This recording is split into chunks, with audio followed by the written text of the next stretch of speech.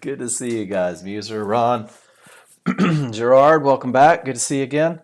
Um, I love Fridays, guys. It means that I'm not doing anything tomorrow. What a wonderful day. Um, I forgot what I was going to talk about today. Man, I guess we'll just talk about high probability trend trades, guys. I guess we'll talk about chart reads. We'll talk about advantages. We will definitely talk about the PSO run. Um, and I love that you guys posted in there. And anytime somebody annotates a chart and the language is wrong, and when I say wrong, I don't mean that you're not seeing advantages or something like that. But if you call something what it isn't, well, then you may have a false sense of security. Good morning, Zorro. Good morning, Erla. Um, and then if I can use Cav's picture as an example, um, and I'm going to say it right off, this is an absolutely gorgeous trade. It's not a high probability trend trade, but it's an absolutely gorgeous trade. And Cav recognizes the loss of momentum, and he recognizes the next loss of momentum, and this lower divergence really sets up that push down. Um, but because I'm a language guy, good morning, Cav. Good morning, Andy. I want to be clear that it's not a pivot stop out. And we saw a post, Kenny, as well earlier, saying that the divergence created a strong top. So the whole goal of this classroom is chart reads. The whole goal of this classroom is being able to take your indicators, to look at them, to understand them, to recognize advantages, and then to capitalize. Um, so again, Cavs trade, oh my gosh, what a beautiful, beautiful read. What great advantages. And then it was just a little bit of language, right? Don't humiliate me today. Well, stop writing stupid stuff on your charts, Cav. Kidding, kidding, kidding, kidding. Man, every time you guys post, it's a great lesson. Every time you guys post, it's an awesome lesson. And you know I don't humiliate people. I make you think a little bit, though. The first thing I want you guys thinking about is news. Every day, make sure, hey, what's going on in the world? Um, Everybody's seen Trading Places, right? With Eddie Murphy and Dan Aykroyd. And they're waiting for those crop reports. They're waiting for the orange juice crop reports because they know that if they're good, the people with the money are going to go one direction. And if they're bad, the people with the money are going to go another direction. Guys, the world kind of works like that. So today at 10 a.m., we've got the preliminary University of Michigan consumer sentiment. I have absolutely no idea what that means. I don't know what they're going to say, why they're going to say it, or even who they're going to say it to. But what I do know, because of that red box, because of that orange box, is that it's a high impact, which means that the market may become erratic. It may go crazy. It may be just untradeable for a little bit. Oh, I love that one, Jard. That's my don't turn it off. If it's ever on, you know, you flip through, you've got a list of movies that you'll never turn off. That's one of them. So, guys, at 10 a.m., set a note or set a timer, write a note, do whatever you have to do. But at 10 a.m., somebody remind me too. We'll come back and we'll look at the S&P and P and we'll see if it goes crazy on us. But I do that every morning because I firmly believe in advantages. And then everything that you guys need to be successful, everything, I say it every day and I mean it every day. Everything that you need to be successful is here on the education page, guys. This is every look that you need to learn. This is every rule that a new user needs. This is everything that you need in the beginning. But this is just the beginning, guys. This is literally laying a foundation, is what we do in this classroom. There is a tutorial section, and then there is a software user guide, and that's your NinjaTrader how-to. The tutorial section is where I am going to really focus. Everything that I teach in this room comes from this in one form of another. And the glossary of common terms is where we're going to start because my entire first hour every day, without fail, revolves around what we call a high probability trend trade. A high probability trend trade is defined as when each indicator on every chart agrees with the rules for the trade. Guys, we call this having a statistical advantage. This is when all of your triggers are the strongest. This is when there's nothing in the way, no termination conditions, No roadblocks between you and your target, guys. This high probability trend trade, I kid you not, if you take the time to learn this trade, if you take the time to learn the three simple rules and the advantages they provide, you're going to be able to do anything you want to do in the market. You're going to be able to recognize things so far beyond this trade. But you've got to lay that foundation down. You've got to lay down the idea that in the beginning it needs to be simple, that in the beginning your success is going to be easier to obtain if you try not to overthink things, if you try not to make it more complicated than it is, and really, if you don't add things that don't need to be there for the new user. So we're going to focus on what we call a high probability trend trade, guys. It's a trade that only has three rules. And I do this every day. And these three rules each provide an advantage, guys. And it's not that the high probability trend trade is the end all be all, but when you understand this trade, and this is, I guess, the point that I'm going to try to get across today best I can. When you understand the three rules for the high probability trend trade, you will always, in every scenario, be able to look at your chart and understand if you have the advantage of momentum. And if you understand the high probability trend trade and you go through and you commit these three looks to memory, you will always understand whether or not you're trading into trouble or whether or not you've got nothing between you and your targets, guys. And these two will carry you to the promised land over and over. And then finally, for the high probability trend trade, we're also going to use a rule to understand exactly where the market is likely to continue, to become comfortable with activating limit orders, to become comfortable with managing trades. So this high probability trend trade, guys, it's a very, I'm not going to say simple because it does take a little bit of study, but it's a very simple approach to learning how to read your indicators. And reading your indicators is about 90% of what you do every day. Reading your indicators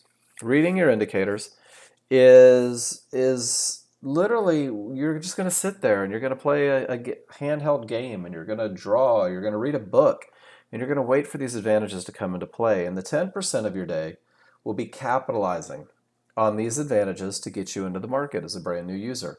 These three rules happen on only two charts, guys. We use a large chart and a small chart. The large chart is a slow-moving, broad stroke of a brush, and it only takes one bar, the most current bar on your large chart, to define direction, momentum, and areas. The large chart does 66% of the work every day. The large chart leads the way, and the large chart will tell you if it's time to go to the small chart to look for an entry. Left to right for a reason, without a doubt. So everything starts on the large chart, and then entries come from the small chart because it allows you to reduce risk. It allows you to increase profit potential. The large chart is a reflection of what the people in charge want to have happen. The large chart, when the big movers and shakers want it to go up, the large crowd pushes it up. And the large crowd creates momentum. And the large crowd reacts to areas. And the large crowd should be who you're buddy-buddy with, right? Latch on, three-legged race. Go with the large crowd. The small crowd, that entry chart mentality, is where these guys like to fight a little bit. These are the people that think they know better. These are the people with enough money to create waves but not change. And we rely on the small crowd on the smaller chart, and they're going to help you pinpoint and define exactly where the market is likely to continue. So we're going to take this two-chart approach, and we're going to apply it to three simple rules, and each rule gives you the advantage. And guys, we're going to go over this for the first hour. It's very lecture-y for the first hour for my new users. And before I go to this, I'm just going to do this right here. Welcome to Nexgen. If you are brand new, I'm going to throw a lot of information at you. I'm also going to assure you that every day clarity comes, that every day it gets a little easier, that every day you're a little bit closer to where you want to be. But the key is going to be simplicity, guys. The key is going to not overthink it, to not look for all the trades as a brand new user, to commit 20 trading days of your life to only focusing on learning how to read your indicators. And then once you do that, I promise you, things kind of happen. If you walk into this arena and decide that you're going to be a moneymaker before you're a chart reader, it's probably not going to work out. If you thought that purchasing software makes you a successful day trader, guys, you've got to learn how to use it. It's no different than if I went and bought a plane tomorrow, it doesn't make me a pilot. I still have to learn how to fly that plane. And that's what we're doing. We're learning how to use this tool that you guys have. The easiest way to get to where you want to be is to post in the room, guys. Post your trades, post your questions, post your pictures, post your chart reads, post everything that you see, that you do, that you want. And the key when you do that and how to annotate is we're trying to get you the best feedback, guys. And I am live 15 hours every week to give you feedback on everything that you do. So tell me what your large chart says. Talk about momentum. Talk about the areas. Show me the timestamps and the price so that we can line up the two charts. On your small chart, show me your entries. Show me your exits. Tell me why you did what you did. And the idea is that you get a private session with me every time you post in the room. So, for example, Andy just posted in the room. And I'm going to look at Andy's chart and I'm going to say, all right, Andy, let's see what you did, brother. And Andy said, man, Mark, I was pretty sure this may go up. And it did. And I didn't give it enough room. And I got stopped out. And I don't want to chase this loser as it might allow too much emotion to blow out the day. So, Andy, you took the right trade. You just didn't trust it, right? You took weak triggers at fibs and two divergences and the right side of everything, but you know that you're fighting direction and you know that you're fighting the potential momentum and you're going against what the large chart says, and you scared yourself out because you were afraid to lose. And that's okay. But what this tells me is that you don't trust this trade yet. You don't trust the advantages in this trade, and you're not clear of where these weak triggers at fibs and two divergences should push the market.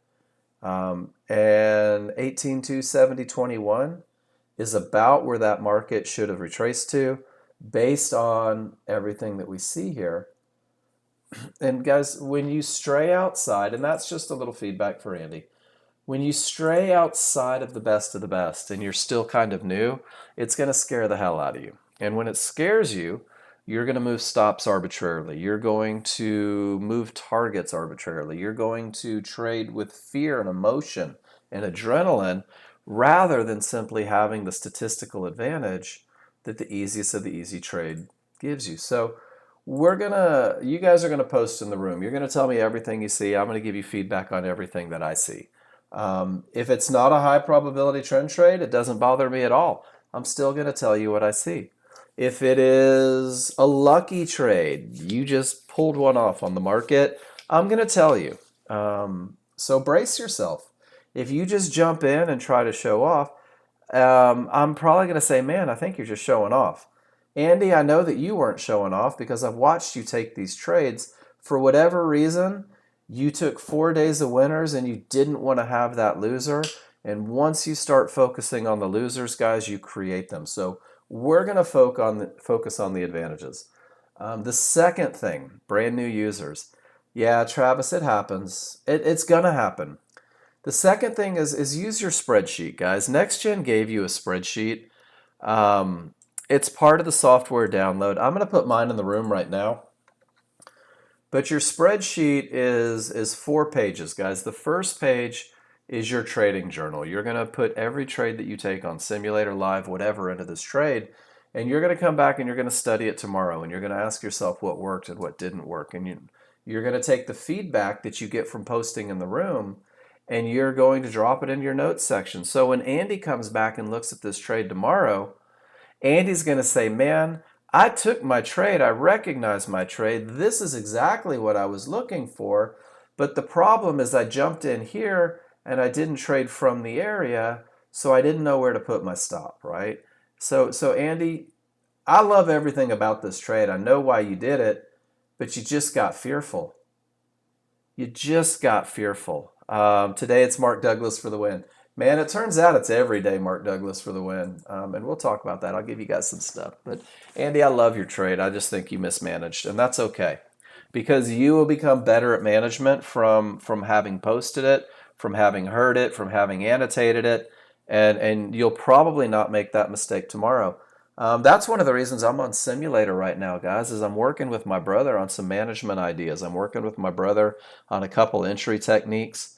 And I'm cool being on Simulator while I do that. So, um, guys, take a lot of pictures, put them in your spreadsheet. Um, as you begin to recognize advantages and trades that you want to build a plan around, whether it's momentum, trend trades, whatever, throw those pictures in here and let this be kind of your driving force. This is what my trades need to look like. And then I've given you about 300 trades from the users in this classroom, entry sequences for longs, for shorts, management, patterns, terminations. I mean, there's everything in here. And then if you're trying to be a NASDAQ trader, there's a little hidden NASDAQ section in there as well. I've dropped mine in the room for you. Please take it. And then we're going to learn the trigger line and the Fibonacci rules for when it's okay to trade. Guys, my battle cry, I promise you, I try to keep it as simple as possible. I try to keep as few words out of it as possible. And I try to give the words that I use as much meaning as they could possibly hold. So I'm a big fan of language, and I think that language helps you understand advantages. So use it. Use that language through typing on your charts. We're going to learn the rules. You guys are going to simulate, post in the room, build that muscle memory for great trades, guys. You will make mistakes. You will take the wrong trades. You will fight advantages. You will create disadvantages. That's okay. It's the learning process, right? That would be like being upset if you had a strike at the batting cages, or if you duffed a shot at the driving range. That's where you're supposed to do it, guys. Take advantage of having no risk. We're going to simplify. We're going to talk about that high probability trend trade. We're going to talk about one medium probability trade. But you've got to know what you're going to commit to, guys. You've got to know what your rules are.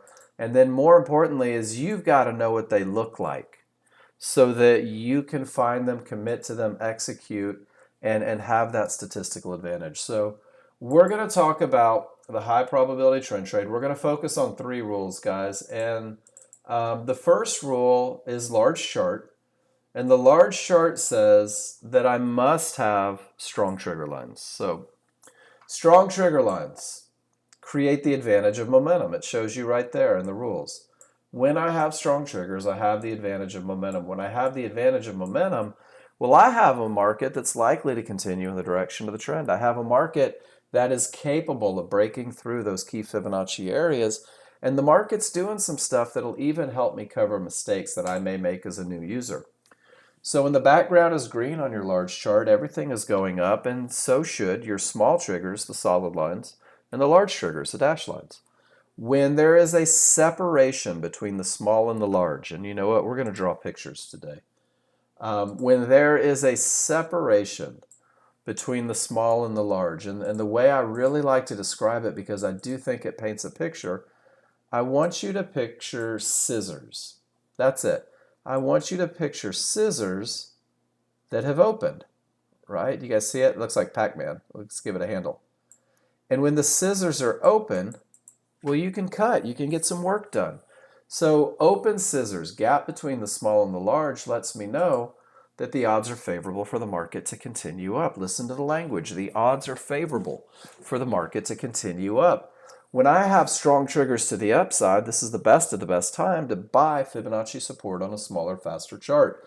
You're going to use that refinement chart to be able to pinpoint exactly where these tails are most likely to form.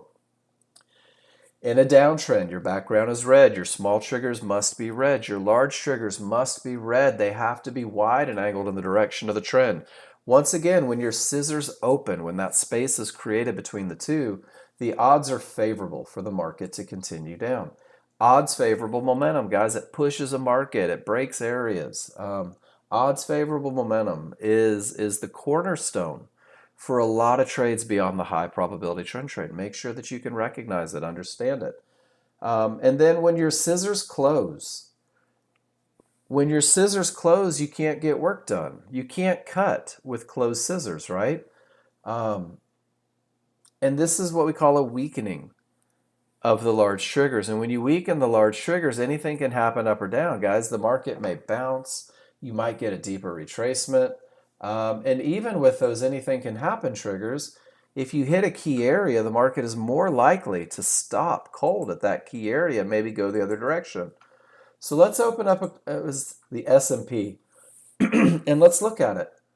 Odds favorable momentum. Guys, can you give me a Y in the room if you see that the scissors have opened, that there is a separation, that the market is moving in the direction, and it keeps pushing with that odds favorable momentum?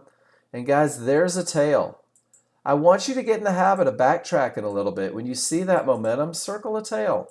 We'll go to that smaller, faster chart and see if it was an entry. But there sure seem to be an awful lot of opportunities with odds favorable momentum.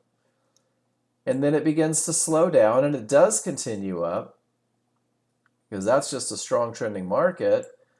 And then it is weak triggers that begin to push down. And now on the most current bar, I do have odds favorable momentum to the downside. I don't have a trade, but I do have the momentum that I need recognized by the most current bar to potentially look for a trade. So odds favorable momentum leads the way, guys. Once you have that advantage, once you recognize that advantage, you can recognize it on any chart. Separation between the small and the large.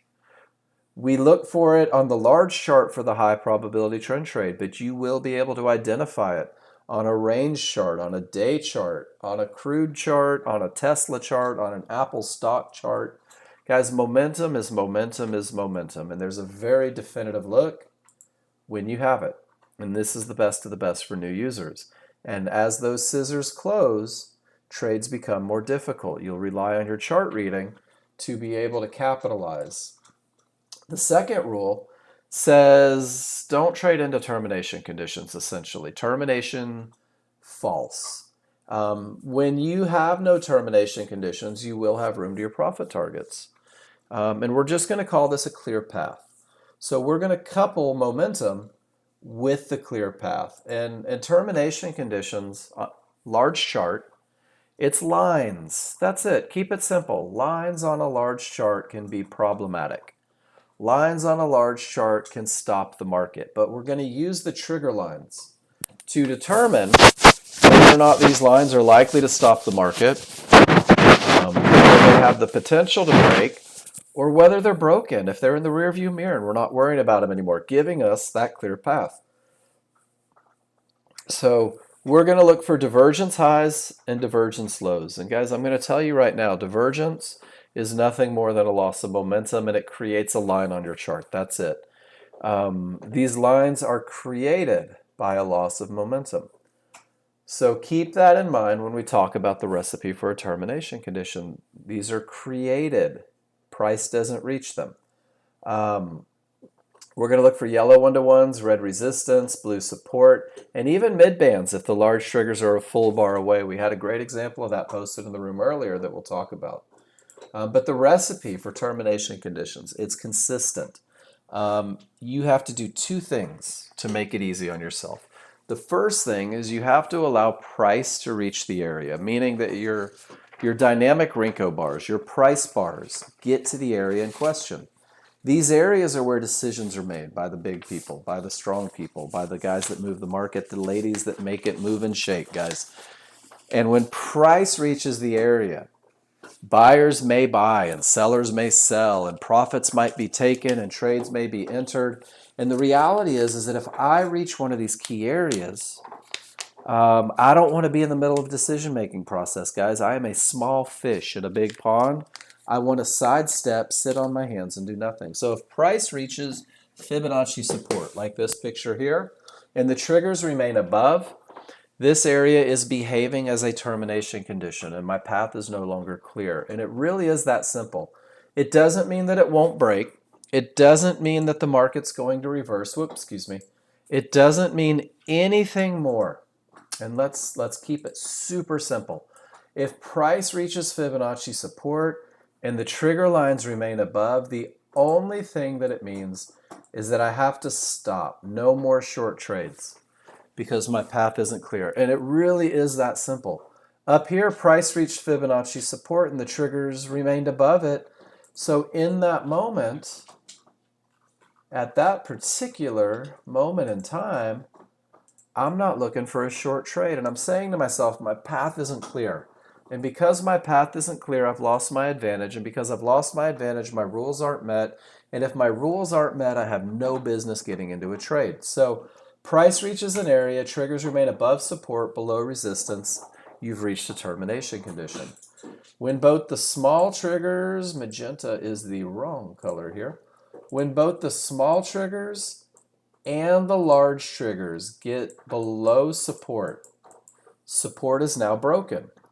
And because it's broken, because my path is clear until I reach the next area, this is when I'm looking for the best of the best, guys. I'm not trading into the areas, I'm rather trading from the areas, away from the areas, away from the decision-making process.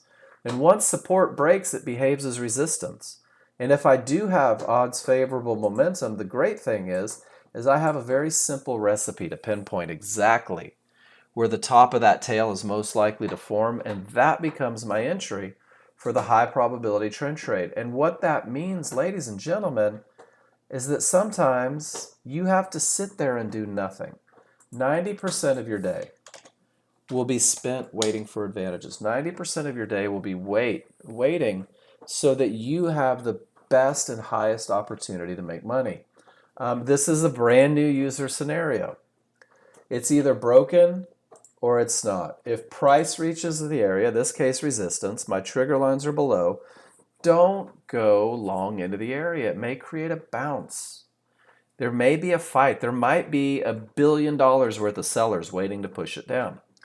But if the small and the large clear the area of resistance, well, then it behaves as support. Don't worry about the fib color. Worry about the trigger location. And with odds favorable momentum and a clear path, guys, we're going to look for that best of the best, that opportunity to enter. This is your high probability trend trade scenario, ladies and gentlemen. This is using a large chart to understand whether or not we've hit an area that may stop the market. And while there was a big run up overnight, look at what happened before. Excuse me. We'll start right here. Price pulled back, reached Fibonacci support. The triggers remained above, no short trades. Price hit Fibonacci resistance. The triggers didn't break, no long trades. Price reached Fibonacci support. Triggers don't get through it, no short trades. And what you're witnessing, guys, is the effect that rule number 2 can play in your life, keeping you from trading into areas that may stop the market, keeping you from forming opinions about whether or not that market should continue up or down. You'll see that the areas broke. Areas break all the time. And we'll look for our advantages, for the best of the best in between these key areas. But if you're just a little bit patient, right? Here we have odds favorable momentum, but the area is not broken. No worries, Muser. Have a good one. The smalls have gone through, but the large are not. This area only has the potential to break, guys, and this is kind of your second scenario. When your small triggers smash through an area, your large triggers lag behind. They just can't keep up because they're a slow-moving indicator. With odds favorable momentum, guys, this area has the potential to break, but it's not broken yet, which means that it's not a clear path, which means that rule number 2 isn't met, which means that any trades you take with this, what we call 50-50 look, can never, ever, ever be a high probability trend trade. And guys, areas with the potential to break aren't obligated to break. So as a brand new user, I blanket you guys with very conservative rules. Let it be simple. Either a clear path or not, right? And then only one of those leads us into a trade. Even with momentum, when price hits these yellow 1-to-1s, it says to us no more short trades. That's a very simple approach from the rules. And then from there, there's an untradeable bounce. Look at that reaction. And it goes right to resistance with all the triggers below. So I can't go short. I can't go long. My trigger lines don't line up. I don't have odds favorable momentum. I don't have a clear path. And I spend about 45 minutes with none of my rules being met.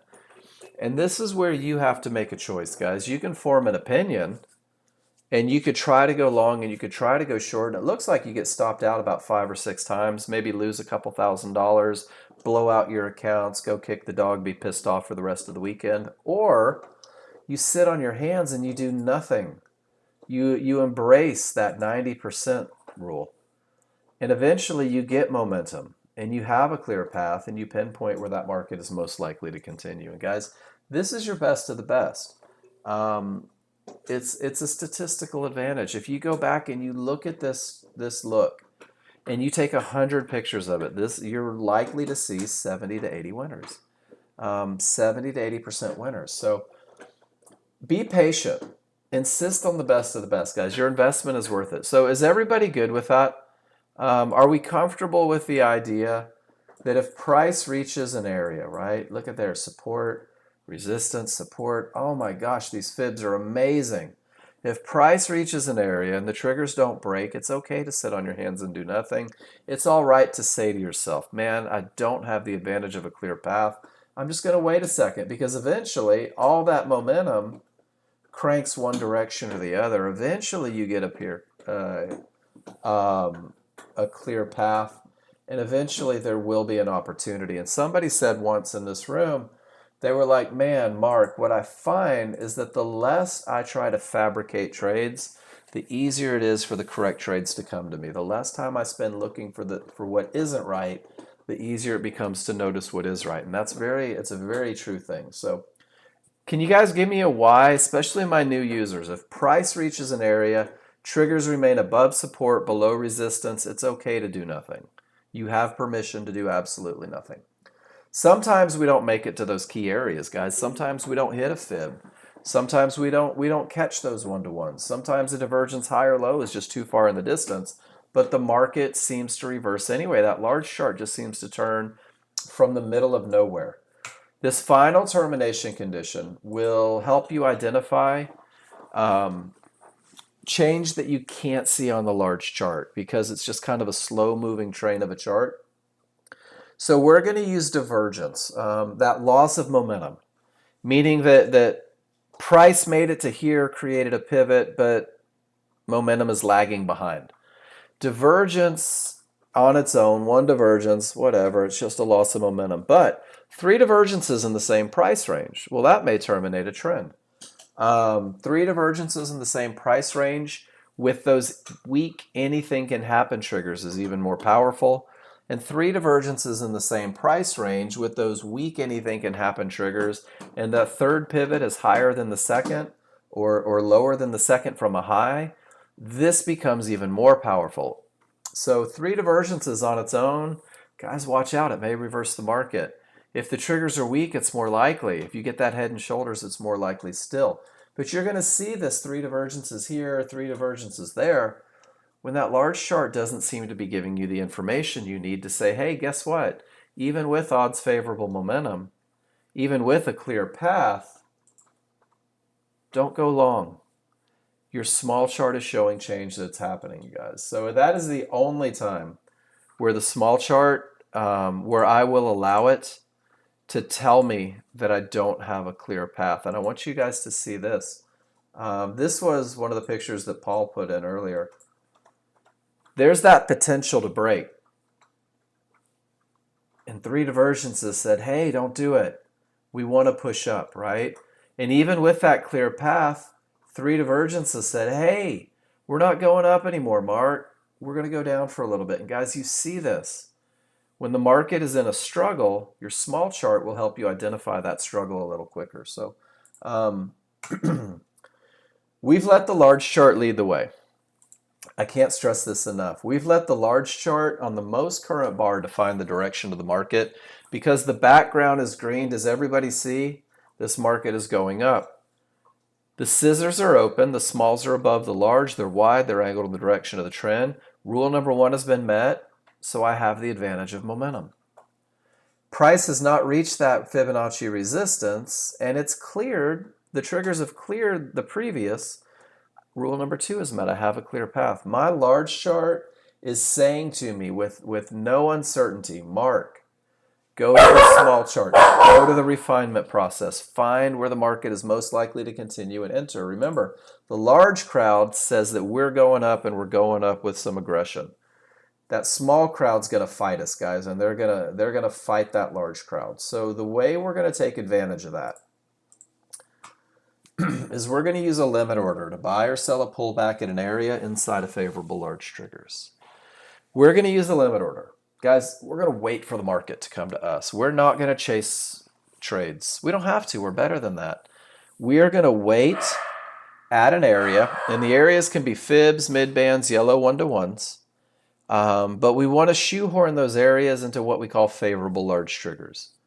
So in one breath, we are going to use a limit order to buy or sell a pullback at an area inside a favorable large trigger. So we're going to use a limit order. We're going to wait for the market to come to us. We are going to wait at an area, fibs, mid-bands, yellow one-to-ones, but we want that area to be inside of what we call favorable large triggers. And favorable large triggers mean that the large triggers on your small chart, as well as the synthetic triggers on your small chart, are overlapping one on top of the other, two snakes riding piggyback. And we do this because these are moving averages. And I had this epiphany maybe 4 months ago, and it drastically improved the ease at which you can get in. The market goes down, the market goes up, the market fluctuates all day long. These moving averages create a correction point. And if you go back and you look at the market on any chart, what you'll see very often is that price loves to correct back to these trigger lines. So when they are overlapped one on top of the other, you have the absolute smallest correction point for price to come back to. We don't expect price to bounce off of triggers. It's like expecting a plane to bounce off of a cloud. So we make sure that there are areas inside of those triggers, guys, and that represents where the market is most likely to continue. When they split, when they begin to separate, you double your correction points and you decrease your accuracy. So for the brand new user, let them flow, run one on top of the other. Large chart leads the way. Strong triggers, clear path. We don't trade tails, guys. We pinpoint where the tails are most likely to form by using areas inside of favorable large triggers. So the way to do this, and this is the part that you're going to have to study a little bit, is you have to wait for the reversal bar. You have to wait for the small crowd to do their thing. And at the time of the reversal bar, the small crowd is telling you, hey, we're going to fight. We're going to give it all we can to beat up on this large crowd. And they're not going to get it. So we don't worry about them too much. Once the reversal bar prints, we're going to identify our favorable large triggers because we want to find the triggers before we look for areas, because the areas have to be inside of the triggers. So once the reversal bar prints, identify your triggers. You can draw a box around it if you want. You typically have 3 to 4 minutes to get to your entry, typically. Identify the areas inside, fibs, mid-bands, yellow one-to-ones, inside of favorable large triggers. From your highest point of support to your lowest point of support defines where the market is most likely to continue. This becomes your best of the best spot, guys. This is your window of opportunity. We're going to activate a limit order right at the top of that window of opportunity because remember, your large chart is screaming to the upside with absolutely nothing in the way. So we're not going to put it at the bottom of the window because with all this momentum and nothing in the way, we're not expecting the small crowd to be able to push that far. They might, but we're not expecting it. So we're going to use this very simple idea to be able to take advantage of the small crowd, to be able to enter at the best of the best area. And the recipe is the same if we're going down. Reversal bar starts the process. Identify your triggers, find the areas within, activate a limit order just at the lowest point. Because the large chart has odds favorable momentum, because the large chart has a clear path. These areas outside of the trigger lines, guys, they're not in the window of opportunity.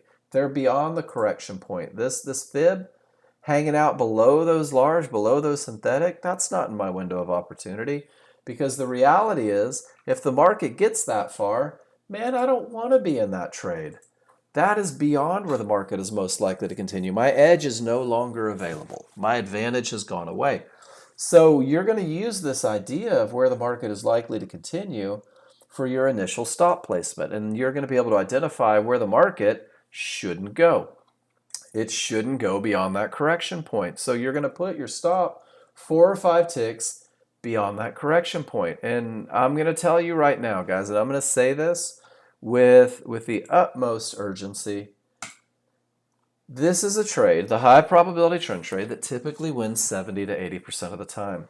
You math gurus may recognize that anything that wins 70 to 80% of the time is mathematically obligated to lose 20 to 30% of the time, which means that we are going to manage our trades, that we're going to try to minimize what we lose in that 20 to 30% time, and we're going to trust this entry so we never miss it when we're chock full of advantages. If it hits your stop, it's a cost of doing business. Learn to accept losses as a normal part of a positive equity curve. The great thing is, with the advantage of momentum, a clear path, and the perfect entry, it's more likely to create a reversal bar in the direction of your trade. Even if the trade isn't going to win, you're probably going to see a reaction to that area, and you'll be able to reduce your risk a tick or two below that reversal bar in the direction of your trade, or above if it's a short.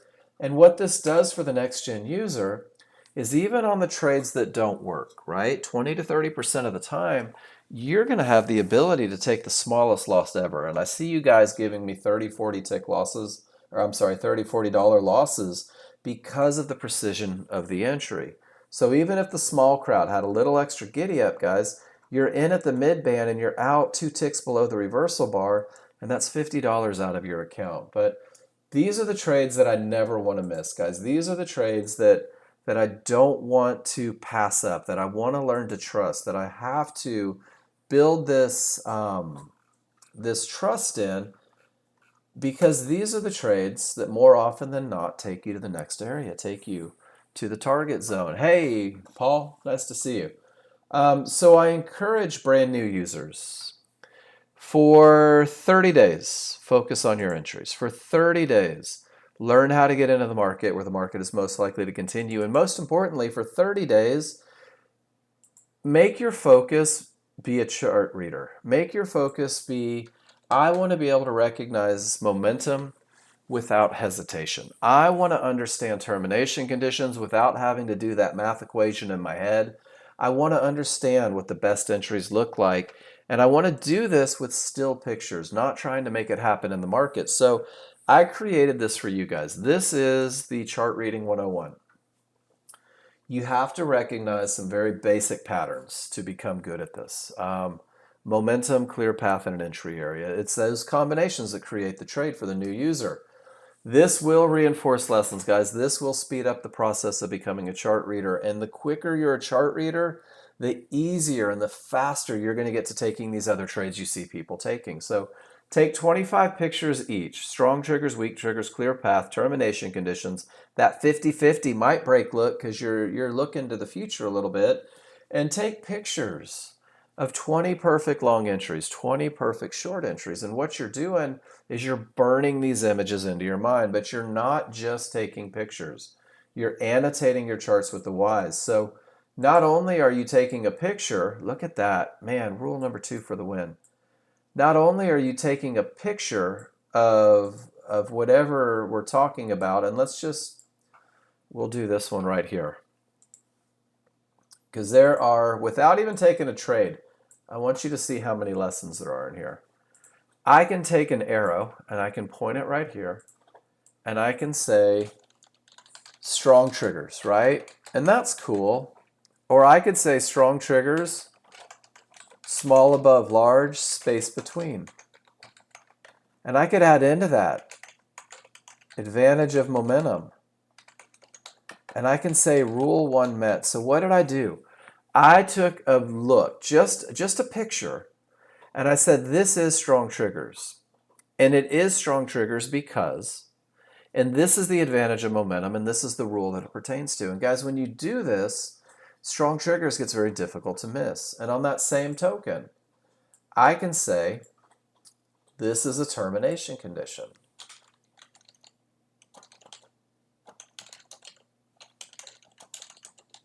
Why is it a termination condition? Well, because price reached, triggers stayed above. What does that mean to me? It means not a clear path, and it means rule number 2 is not met. Do you guys see how I'm doing this? And then I could take this and I could point that same thing there, and I could point it there, and I could point it over here. And I have 1, 2, 3, 4 examples of termination conditions. I have 1, 2, 3, 4 examples of odds favorable. 5 examples of odds favorable momentum through one picture. Through one picture, I've got 5 lessons going each direction. So guys, take those pictures and fill up your 101 sheet. Strong triggers, weak triggers, clear path, termination, 50-50. Here's your entry. And what you're doing is you're talking about the whys. You're talking about what that look means to you. You're talking about how to recognize it, how to identify it, and you're committing that process to memory. So then what you do is you never go to the live market, right? And you never say, I wonder if that's momentum. You say, I have momentum, and that's an advantage. And you don't say, I wonder if the path is clear. You'll say to yourself, man, price didn't reach that divergence high. My path was clear. And then you'll say something clever to yourself like, holy smokes, it just pulled back to a mid-band right inside of triggers. I should be in a long trade. And if you're in a long trade, you know where the market shouldn't go outside of those trigger lines, right? Below that window of opportunity. That's pretty small risk. And you could say, you know what? That 96 area represents a problem for me. Let me take profits. And if it breaks, well, hell, there's a fib off in the distance. Maybe we get there. So guys, what you're doing is you're not just arbitrarily jumping into the market and hoping for the best. You're being able to say to yourself, I do have smalls above the large. That's an advantage. I haven't reached that magenta line. That's an advantage. I did have an area to bounce from inside of triggers. That's an advantage. And you know this because you just took 265 pictures of it. So I'm going to give you that. I'm also going to give you a little cheat sheet here. This is a high probability trend trade checklist with pictures of what it means to have a termination condition that reverses the market, what it means to have both strong triggers and weak triggers, what it means to have a termination condition or a clear path, and how you identify and take advantage of the window of opportunity. So you're going to get chart reading 101, dropping it in the room right now. You're going to get that high probability trend trade checklist, dropping it in the room right now. You're also going to get a high probability trend trade checklist that you can just print out, put on your desktop, and police yourself. Dropping it in the room right now. I'm going to drop my spreadsheet in the room one more time for you in case you didn't steal it the first time. Start filling it out. And then I'm going to give you what I think is the most important present yet, guys. This is the KISS plan. This is the Keep It Simple Sunshine Plan. This is a plan that is a stepping stone in your learning journey. This is a plan that will optimize your chances of success with a high probability trend trade and a medium probability of 50-50 trade that's very dependent on your ability to read indicators. Through simulation study, class feedback, and continuous practice, you're going to create a plan that suits your needs based on your ability to read your indicators, guys. So everything that you do is dependent on being a chart reader. Everything that you do, finding your entries, understanding how to manage, all those things are dependent on you becoming a chart reader. Your simple plan for consistency says don't fight the large triggers. Don't fight the large chart. Don't fight the big crowd. Don't trade into areas. Define your entry and then commit to it. Take it. Understand that it's going to lose 7 or 2 or 3 times every 10 trades. But if the rules were met, and here's a great example, if you did in fact have momentum, a clear path, and a well-defined entry area, well then you should take that trade without hesitation. Of course, if you look at crude oil, rule number 2 is defined a range. We tried to take advantage of the middle of it, and we didn't get in at the best spot. We should have been down here at 77 with a 72 stop, but my rules were met. I took the trade. It didn't work. Whatever. I'm going to dust off and wait for the next trade. And that's the trust that you're building, and that's why you have to take these pictures, because when you see the same trade 100 times and it wins more than it loses, then you're comfortable. I got an email from a guy yesterday. I want to share this as we go into it.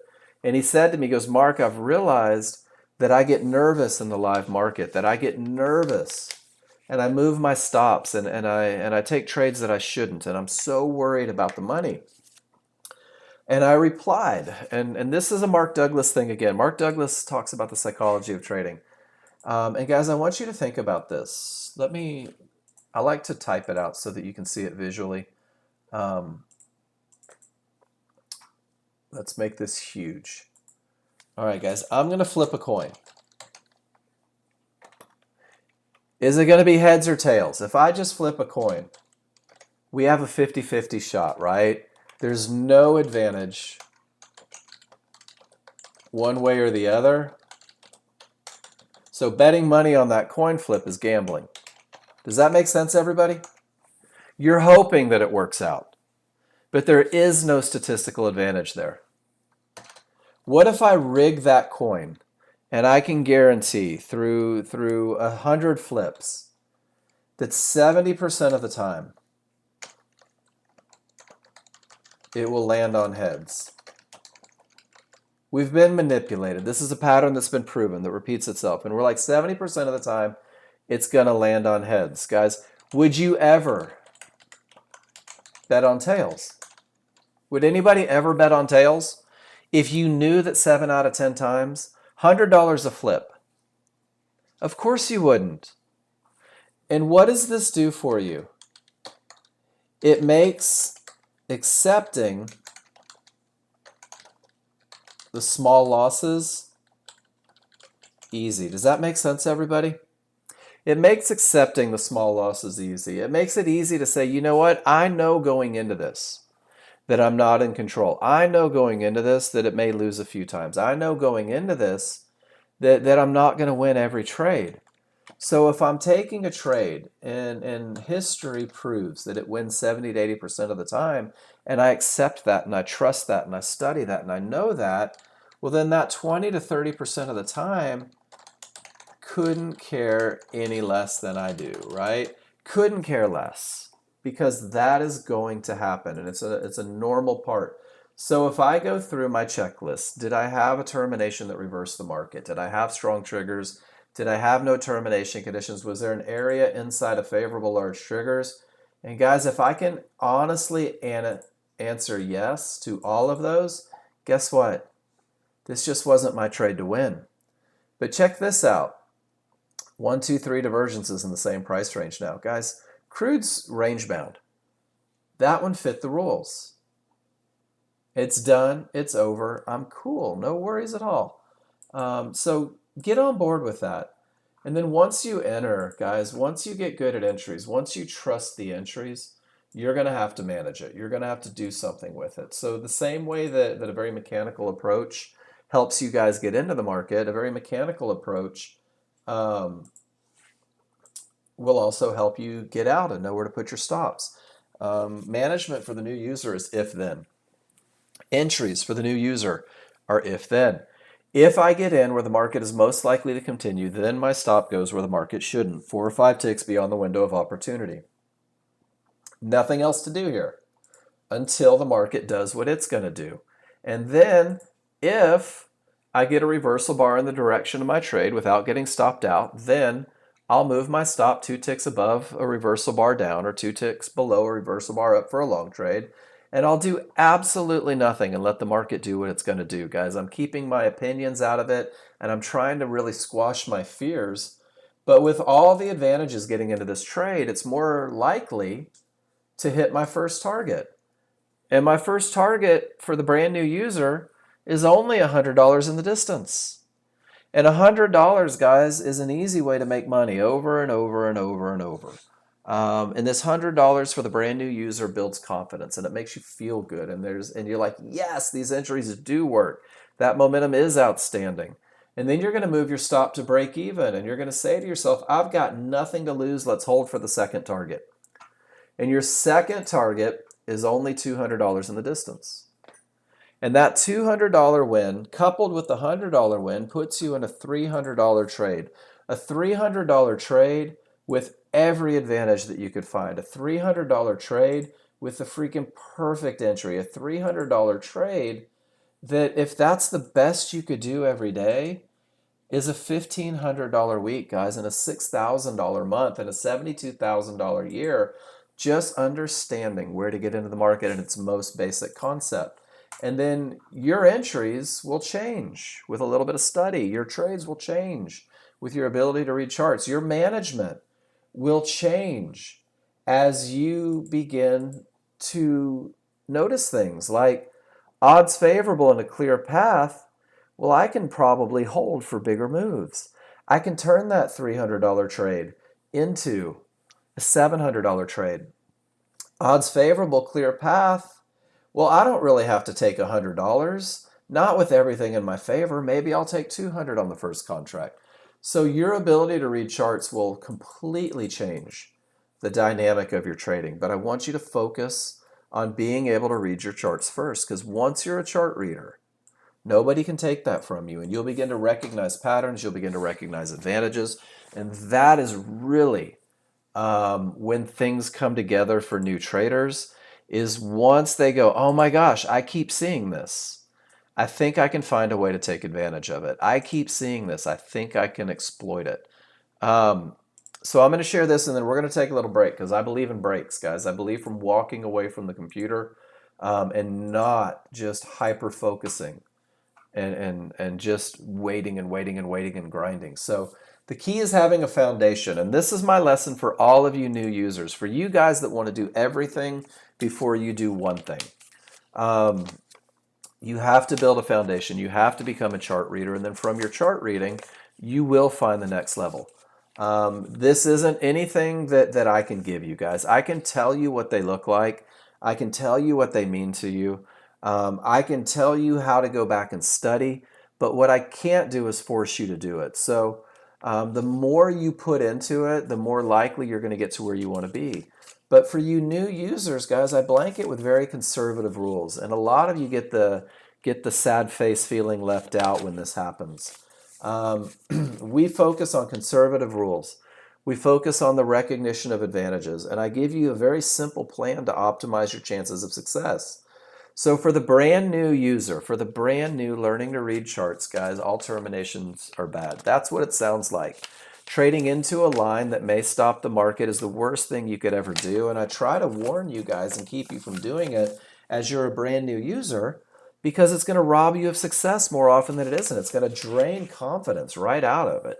Same thing with not having momentum, areas not inside. And then just like anything, the more time you spend with it, the more you're going to see, the more patterns you'll recognize, the more opportunities you'll see, and the more trades that you may have.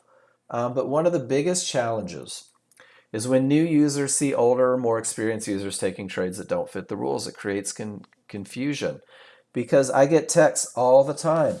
Hey, can I watch you trade live? Well, it won't do you any good, because you don't see what I see yet. You're still a brand new user. Watching somebody else trade isn't going to create experience for you. Watching Tiger Woods play golf won't make you a better golfer. Watching Michael Jordan slam dunk isn't going to make me jump any higher. So you've got to go through your process of learning to read the indicators. You've got to go through taking your pictures. And then you will grow, and then you'll start bending rules and seeing patterns and taking advantage of things. But you've got to learn the process that yields results first. This KISS plan is an opportunity for brand new users to be profitable before they ever learn to become a chart reader. This KISS plan is designed to make you a chart reader before it makes you a trader. And this KISS plan is the path of least resistance to get you guys where you want to be. Plain and simple. So are there any questions about the high probability trend trade, guys? Are there any questions about momentum? Smalls above the large, large or wide, we have momentum. Smalls are through, large or not, it has the potential to break, but it's not broken. I do have split triggers. It's just not perfect. So maybe I sit on my hands and do nothing. Guys, we're going to take a break. When I come back, I want you guys posting in the room, asking questions. If you're brand new and you've never posted a picture of my room, let's see it. Yesterday we did cute puppies. Why don't you show me a picture of kittens? Go Google kittens, throw it in. Red news in 3, so I'm going to leave the S&P up while I go take a break. I encourage you guys, stretch your legs a little bit. When I come back, we'll go through your charts, we'll answer your questions, we'll learn some lessons. And if we see opportunities where the rules are met, we'll simulate some trades and talk ourselves through them. So I'll be back in about 5 minutes.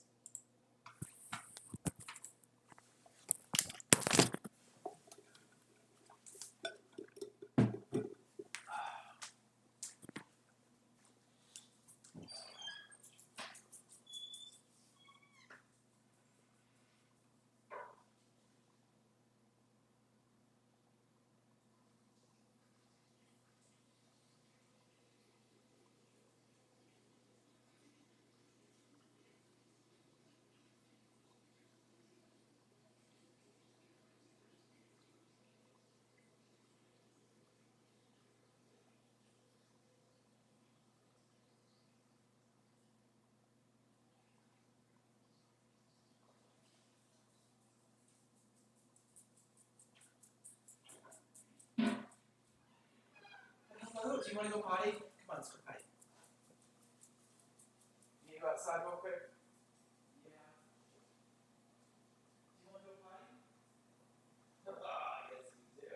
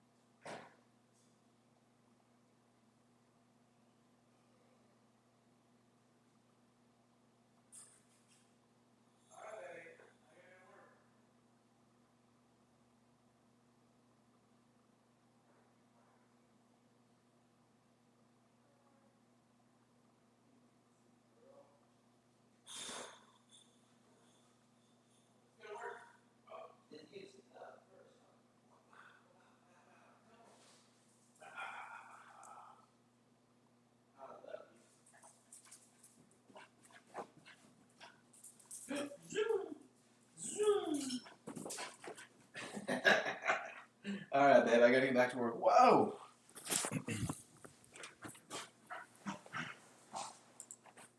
All right, guys. Sorry about that. One of the things that happens when you draw on your charts too much is you've got to get rid of those. And they go away. Hey, Miss Sophia. I was wondering about you this morning. Nice to see you in here. How's your world? You doing all right? I'm doing amazing. Are you still taking the world by storm and doing great things? Your world is amazing? Oh, that just made my heart happy. Sophia is one of my success stories. Sophia came in and learned the high probability trend trade, and she learned how to read her indicators. And then she decided that she was going to get a wallet that said bad mother scratcher because she follows her rules. I love it. It's so good to see you in here. Nice, nice, nice. Guys, let's start looking at some pictures. Let's see if we can find some lessons. Kenny got us going today. So Kenny, I'm going to go through, I'm just going to open all four. and we'll talk about all of them. And we'll come through and we'll just do a little feedback on each and every one. We'll talk about what we see. Your goal was met in 45 minutes. I love that, Sophia. Don't be a stranger. Say hey every now and then. Take care. All right, Kenny, you got us going. Let's talk about it, man. Pivot stop out. Isn't that cool? Great recognition. There's a divergence high. Price trades above, back below. There's your pivot stop out. So this is what we call a strong top. This is a termination condition that reverses the market. This is a strong top. Kenny says from a strong top, I get odds favorable momentum. And with that odds favorable momentum, I got to pull back to resistance right inside of favorable large triggers. And you are able to capitalize beautifully. And Kenny, I don't want you to ever forget this look, because this is the look that's easy. Ladies and gentlemen, this is the one that is easy. And what market is this? This is the S&P. So you are in at 35, out at 25, which is about $500 worth of profit on one contract. But you went ahead and took another 150 on the other one. And guys, this is how you make money. Not hoping the market does what you want it to do. Not wishing that it would go down, but rather reading your indicators and saying, I have the advantage of momentum. I have the potential to break. I have an area for entry, and I'm going to take advantage. Kenny, this is absolutely rock star trading. Nice job. And then here we get, all right, I'm gonna draw on this one a little bit. Can you guys hear me okay? Everybody's good? I want to make sure. Price never reached the fib. Weak top. I like it. Totally cool. So guys, let's talk about price comes all the way down to the mid band here. And this is the first part of the lesson that I want to talk about.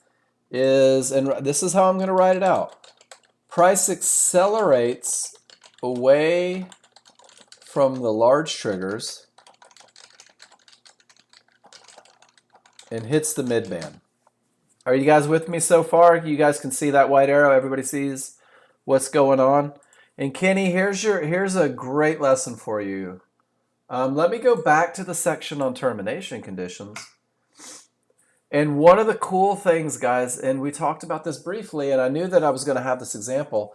The large chart is a termination condition, 100% if the large triggers are a full bar away.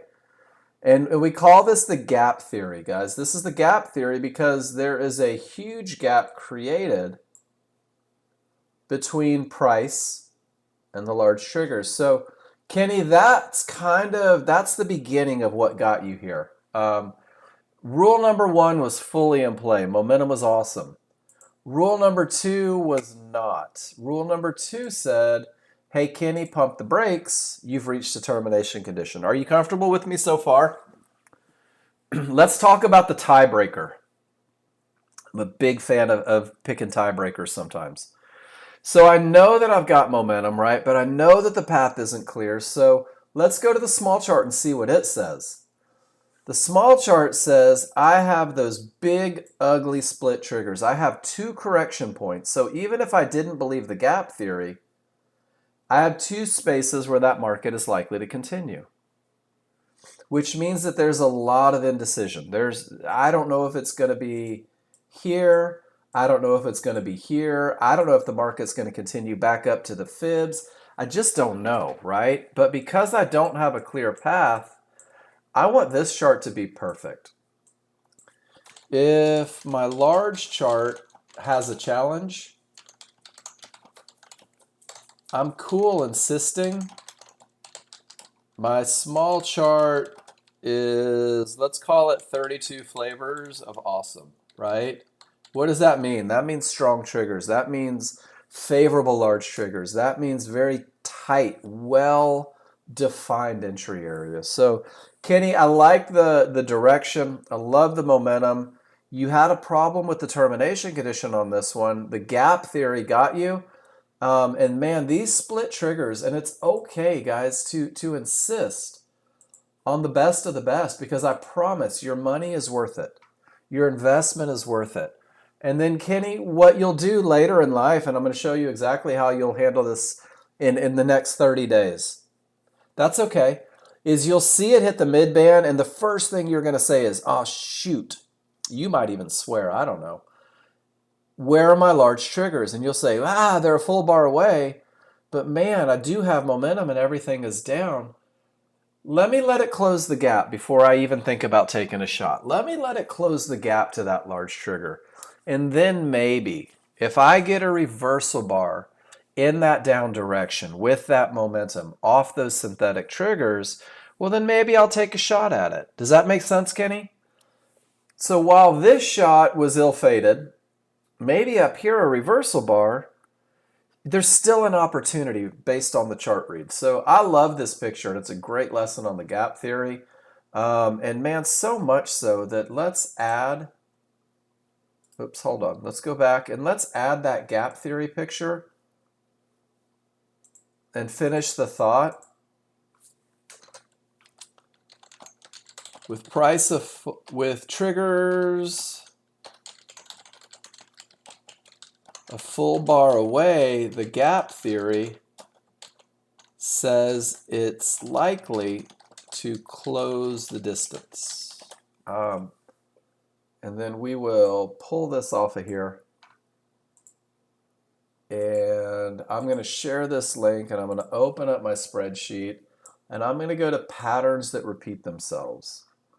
And I'm going to drop this gap theory one in there. So if you're studying gap theory right now, there's another one in there. And you'll notice that it's in there about 10 times, guys. So go take a look at it. But that's an amazing lesson. And guys, this is one of the things that I think is so important about this classroom, is that sometimes in the heat of battle, you won't see what I can see when everything is calm, when everything is, I don't have any sort of attachment to this trade whatsoever.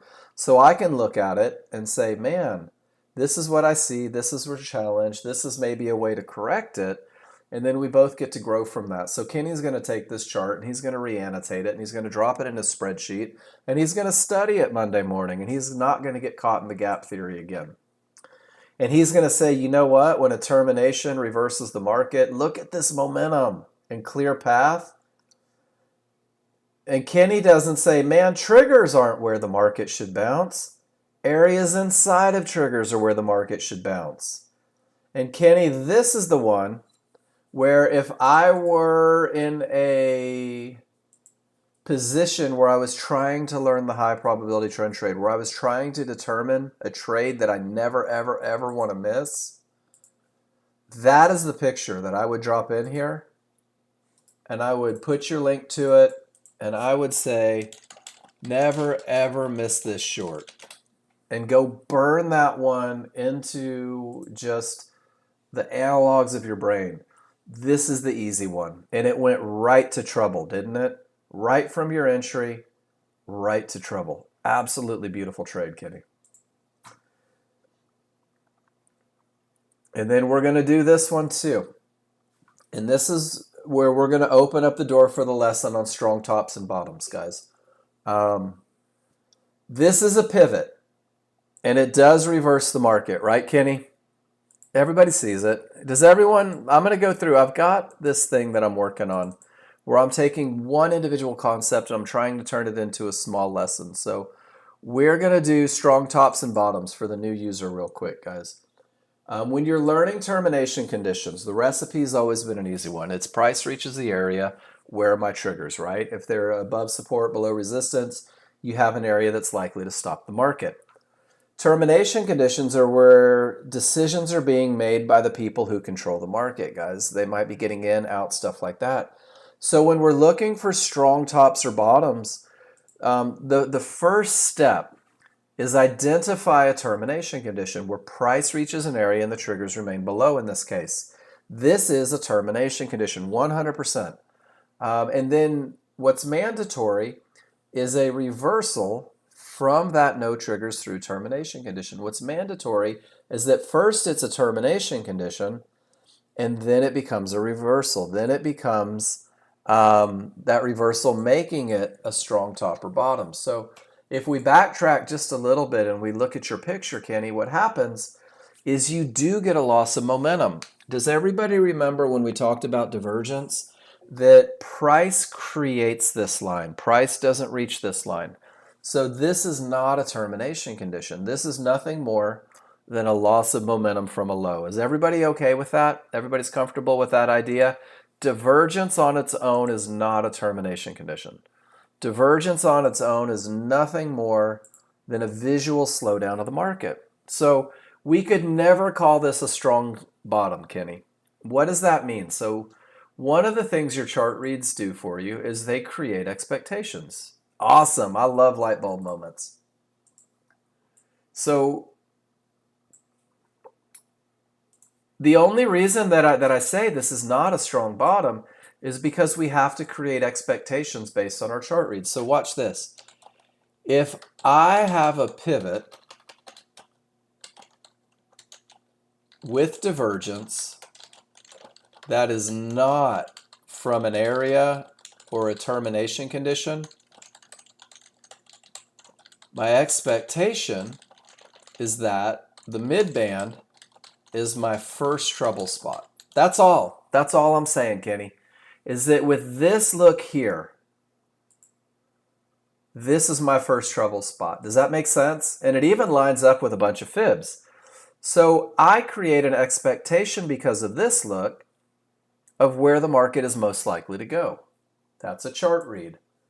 And Kenny, what you did is you said, you know what? With this weakness and divergence, if that's where it's likely to go, no divergence, strong triggers, I'm willing to take a shot from this mid-band on split triggers to finish the journey to the trouble spot. Do you see how all of that comes together? I love this trade. This is a trade where you can create expectations based on the large chart and refine a low-risk entry on the small chart to get to trouble. And you didn't get guilty, or you didn't get greedy. You did get a little fearful, though, because you knew something wasn't right. Or maybe you had predetermined targets. But man, with that momentum and that expectation, let's make a little extra money just for the fun of it, right? Great stuff, Kenny. Great pictures, great lessons. Does everything make sense? So we got the gap theory out of it. We got the expectations. This is what I love about this class. This is my favorite part about this class, is every time you guys post in the room, there's an opportunity for a lesson. There's an opportunity for all of us to get just a little bit smarter. And then I put this one together based on the gap theory. All right, Paul. Termination creates a reversal, strong top. What's it mean? It means that this 50-50 is more likely to win because of the strong top. And guys, this is where we saw the three divergences in the same place print. And that 50-50 fails, and it goes right to the termination. And this is where we saw crude begin to go into a range. Good stuff.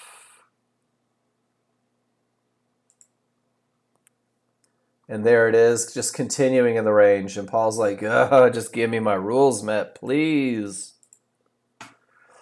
And then Cav comes in. And guys, again, we're going to create expectations, right? We're going to talk chart reads and we're going to create expectations. And Cav says, hey, Mark, check it out. There's one of those pivot stop outs. To which I lovingly replied, it's not a pivot stop out, Cav, because in order to have a pivot stop out, and let's go back and find some pivot stop outs. Man, crude is still dancing, aren't they? So check this out, and I'm going to blow this up so you can really see it.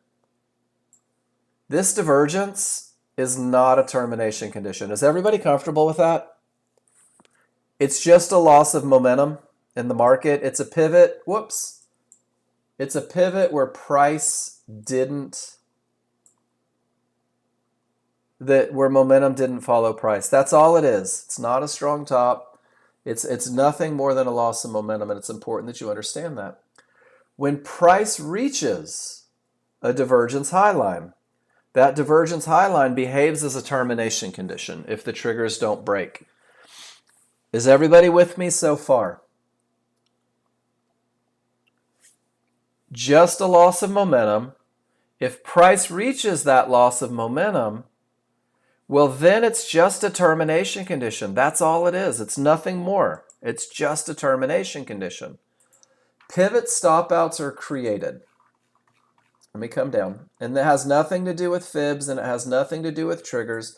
It has everything to do with price action. Price comes down, it creates a pivot, and there's a loss of momentum. It creates the line.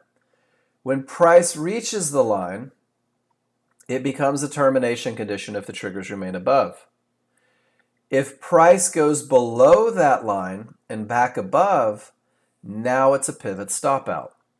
And a pivot stop out is a powerful termination condition. It's already a termination condition, but if it becomes a pivot stop out, we're adding fuel to the fire. So just a loss of momentum becomes a termination condition. Price trades above, back below.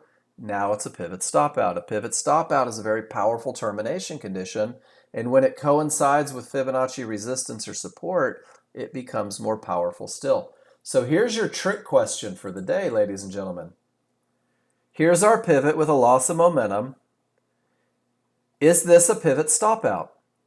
What do you guys think?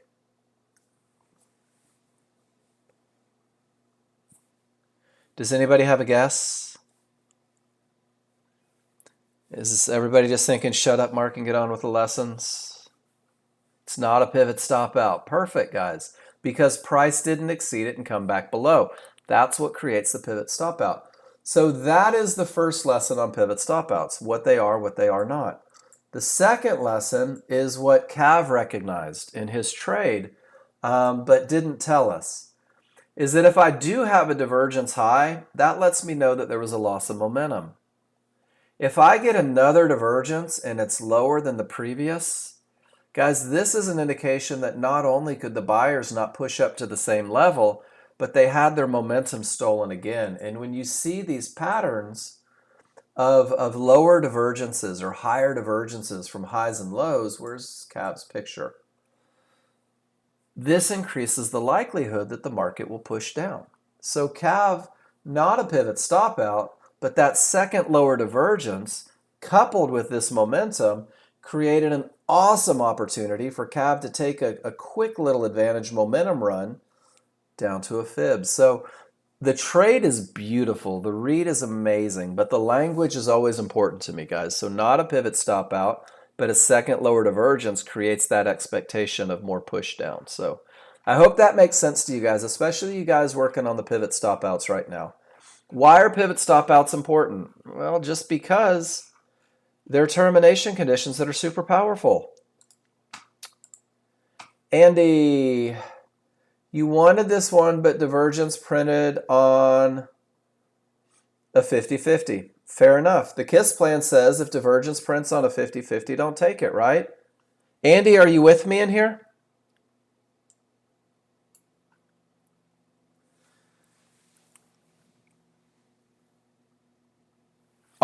So Kenny, one divergence alone is just a loss of momentum. Absolutely.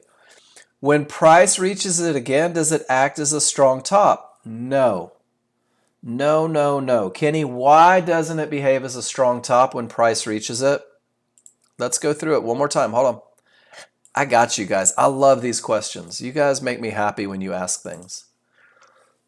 Because what happens, Kenny, is first, it's a termination condition, right? What makes it a strong top or a bottom? It's the reversal that happens after. It's the reversal from the termination condition. So let's go back live market again. This is a termination condition.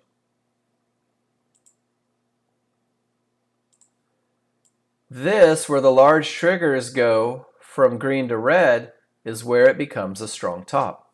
Does that make sense? And let's move my little box here. Oops.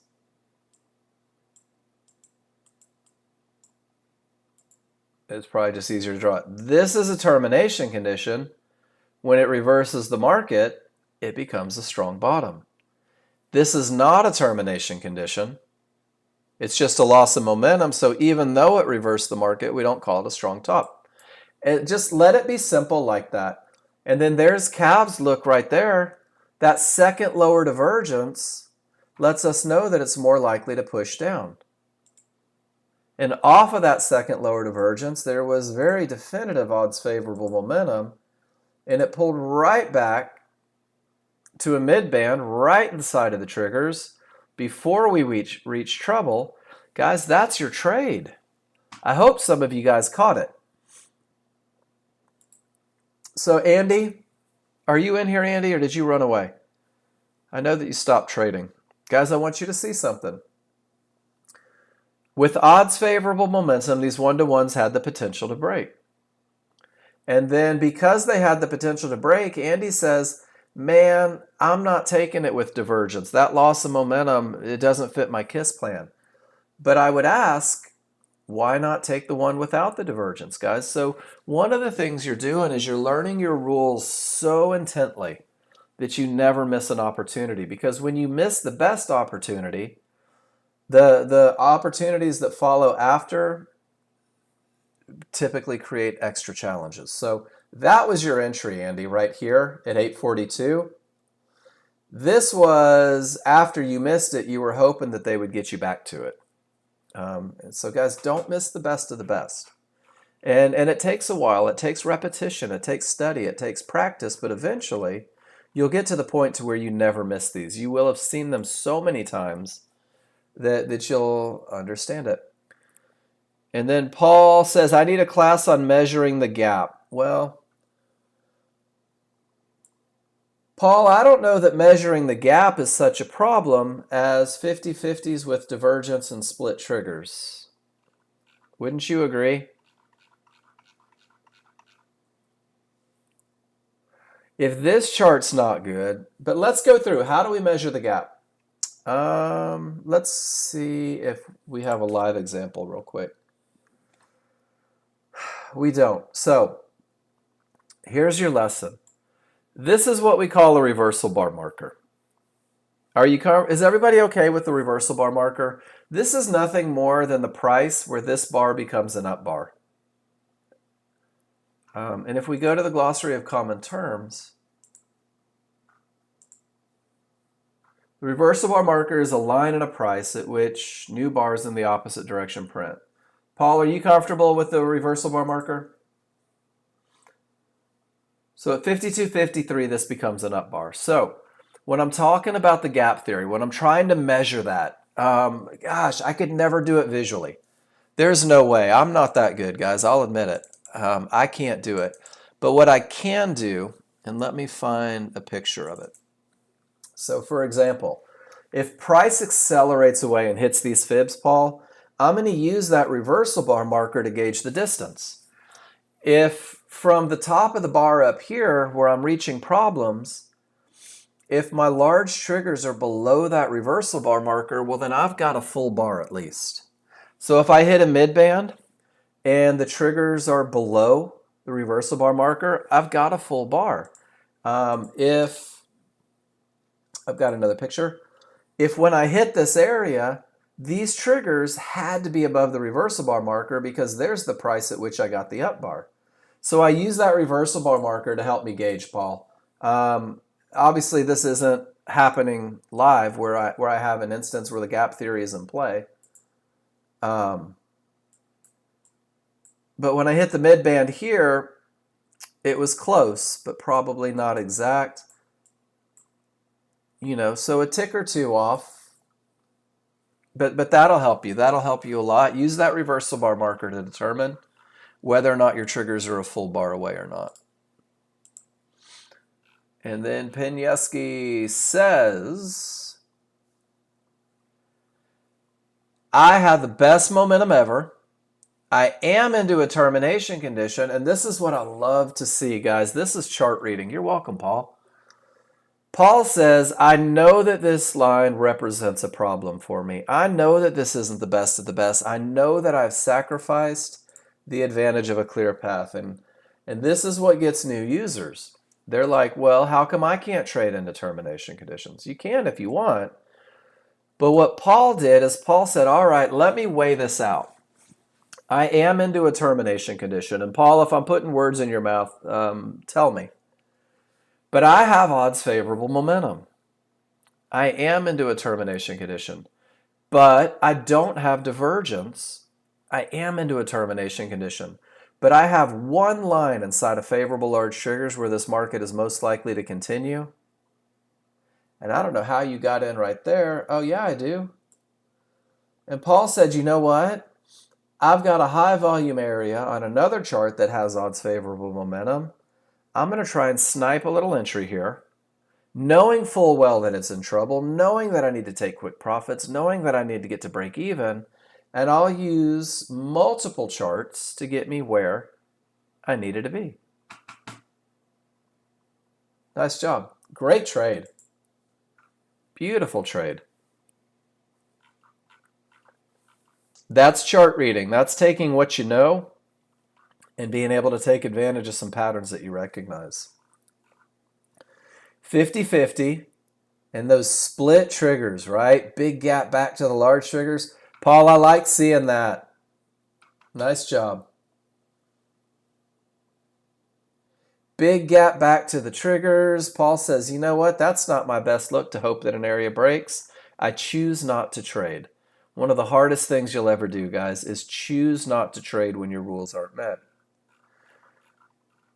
And then Cav says, man, I've got a termination. It's a full reversal. It's odds favorable. Who cares about one divergence? I'm going to get in at the area, and I'm going to get paid right at those 1-to-1s.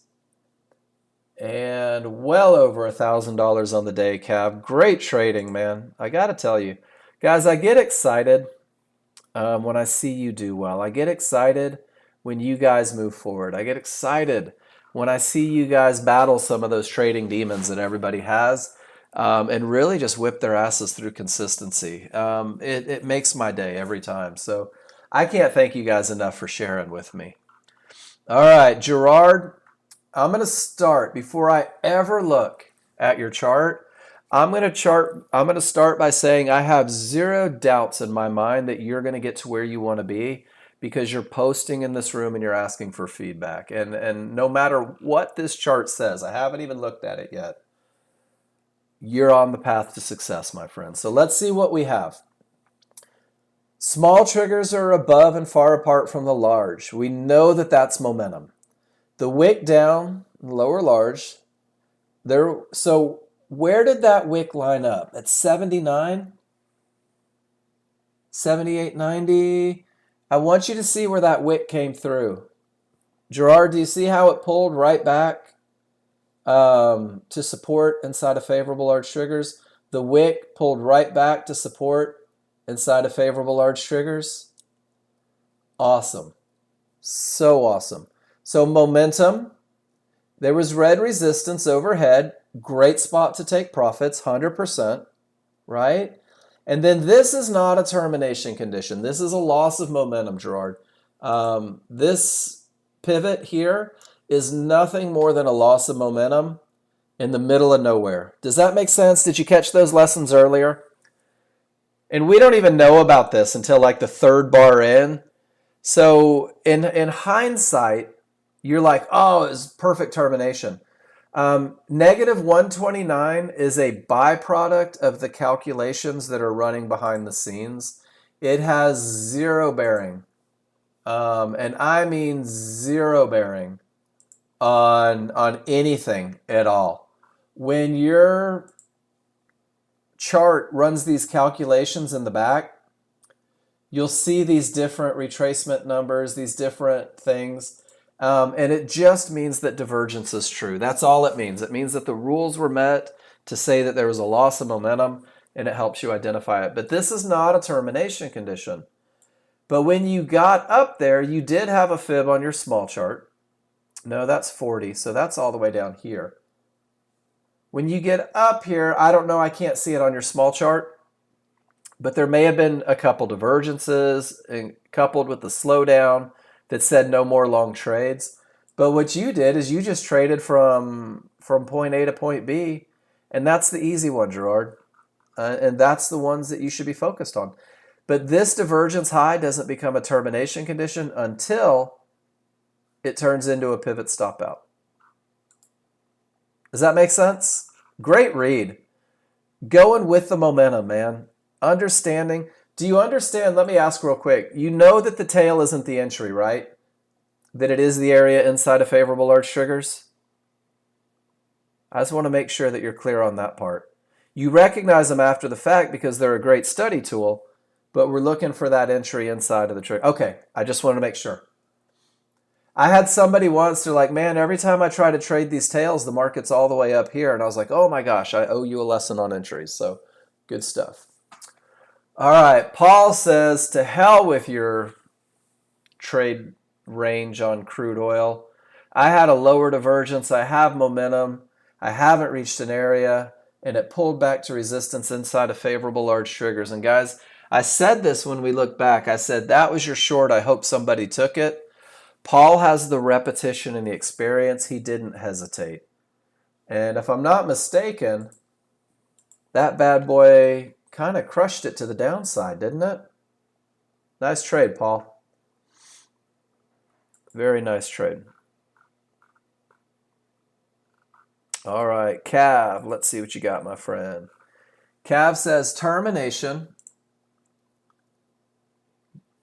Cav, did you catch the gap theory here?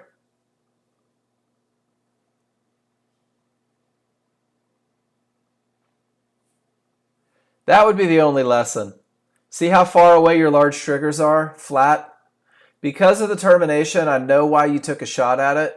No problem at all. The gap theory said it might not work out, and it didn't. It ended up crushing down.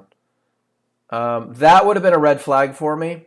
And even if that's where maybe a reversal bar confirmation, when it's not perfect, I love confirmation. I'm a big fan of confirmation. I know exactly why you did what you did. I know exactly why you did it, where you did it. And I don't think your stop is out of sorts. And because of the good bottom, it made sense 100%. And this is me just going, what can I see after the fact? I probably would have waited for an up bar, but I would have been all over that trade as well. Mario D. Low. Mario says, you know what, guys?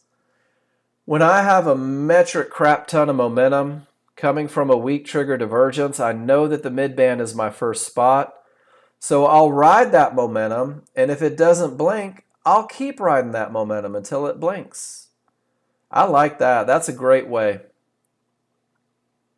It's your first rodeo. You did great. So let's talk about expectations. And one of the things, Mario, is I just put words in your mouth, right? Hey, Ron, take care, man. I put words in your mouth based on what I saw. But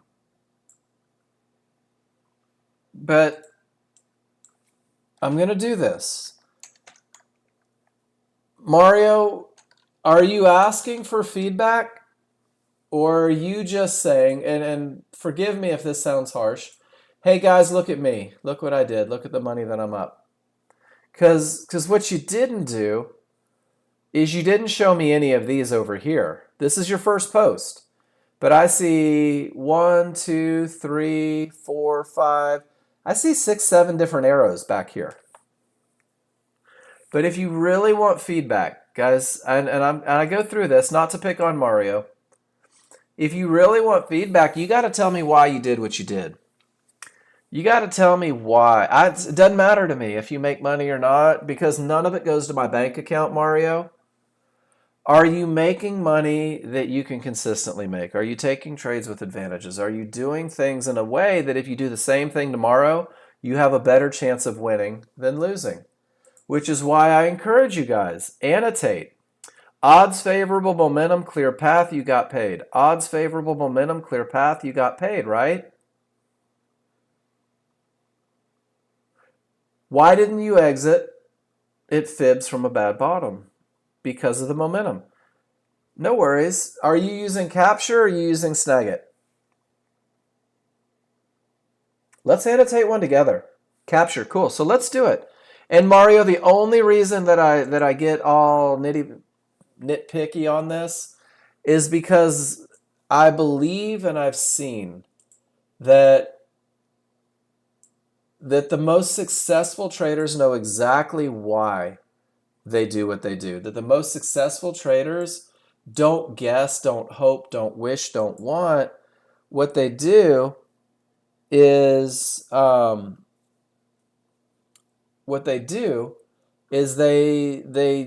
take the read and then they learn that it does more. So in capture software, once you have the picture up here, we've got all sorts of different tools. There's an arrow tool, so you may want to draw an arrow here, right?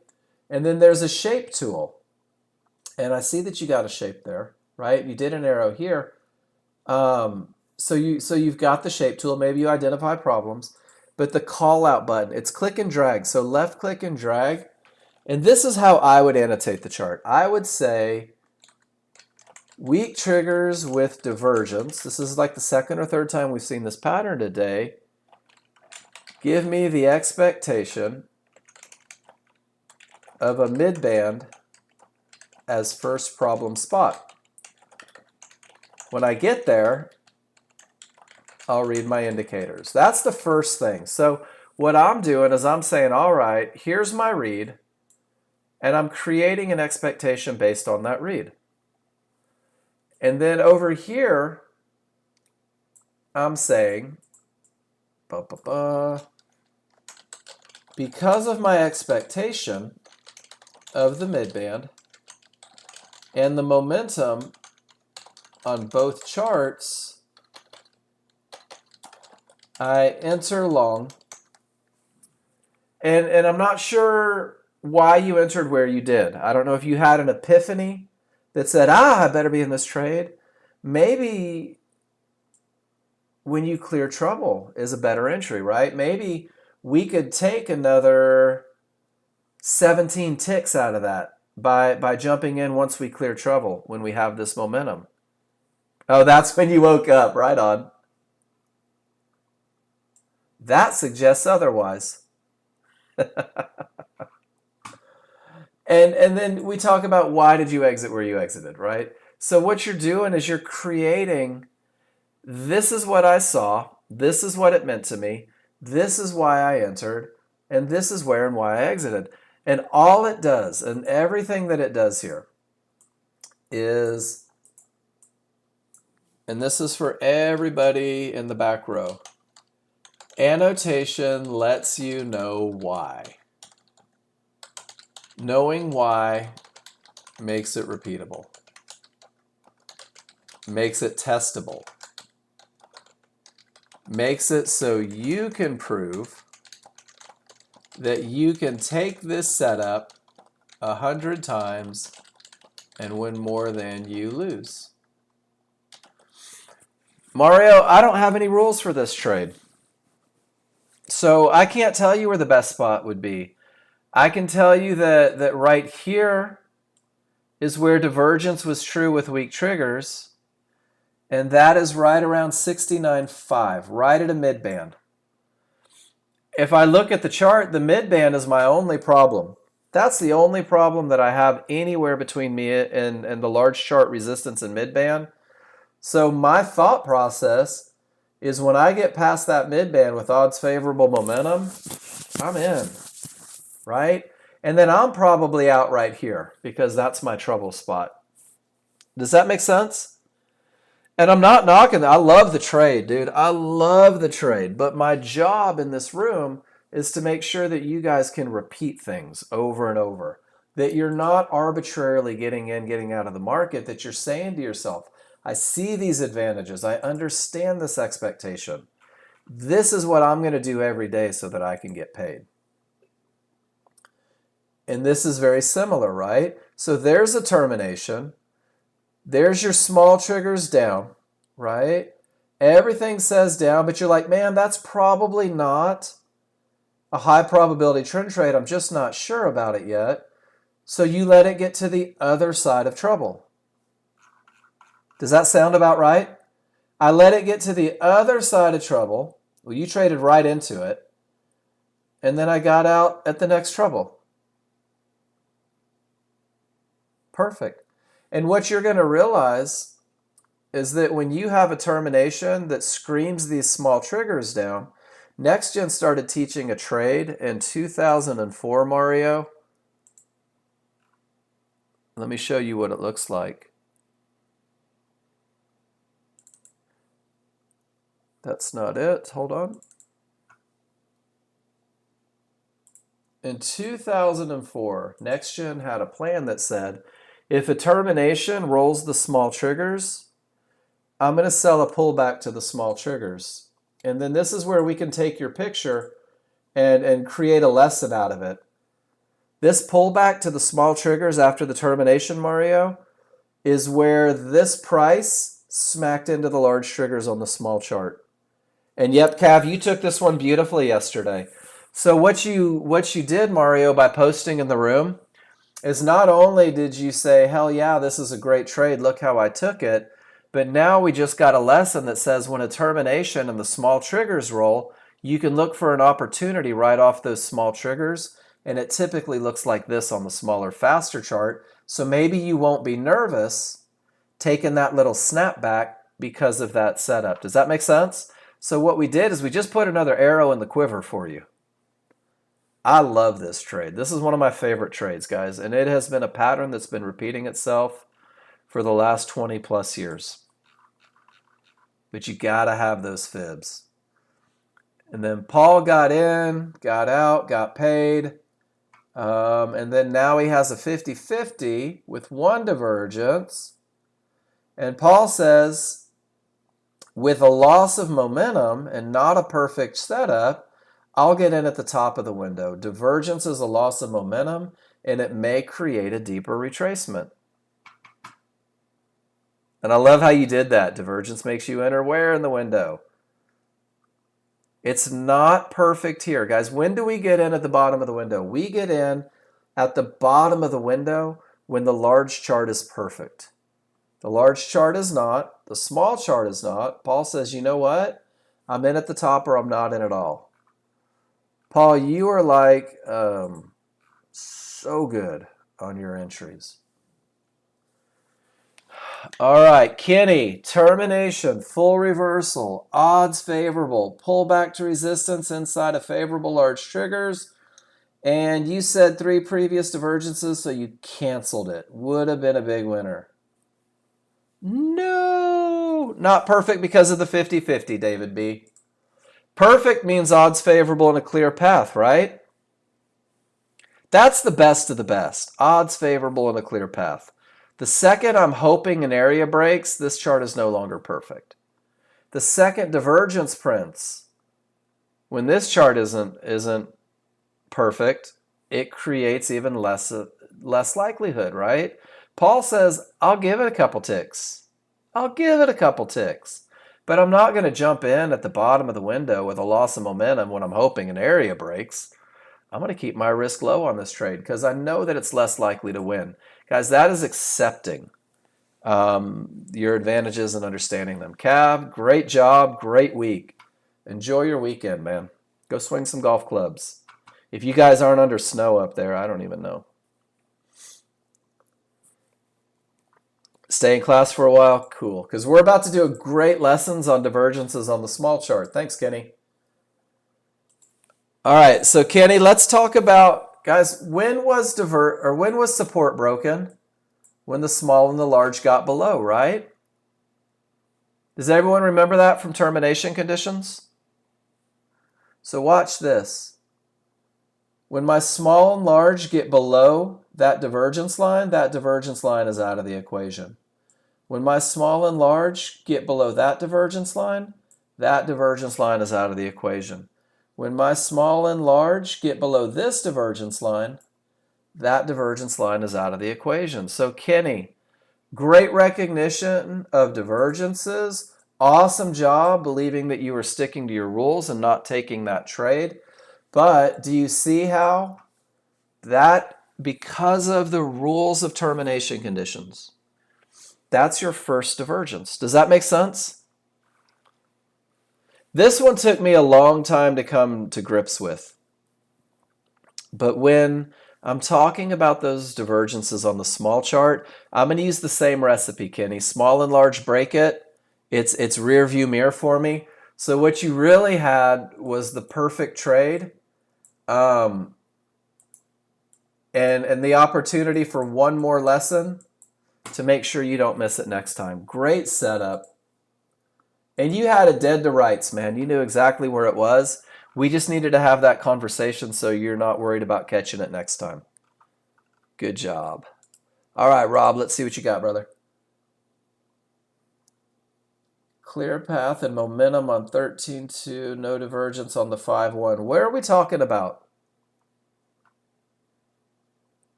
Let's do this. Are you thinking up or down? Or were you thinking down? So I see a tail here. Whoops, wrong one.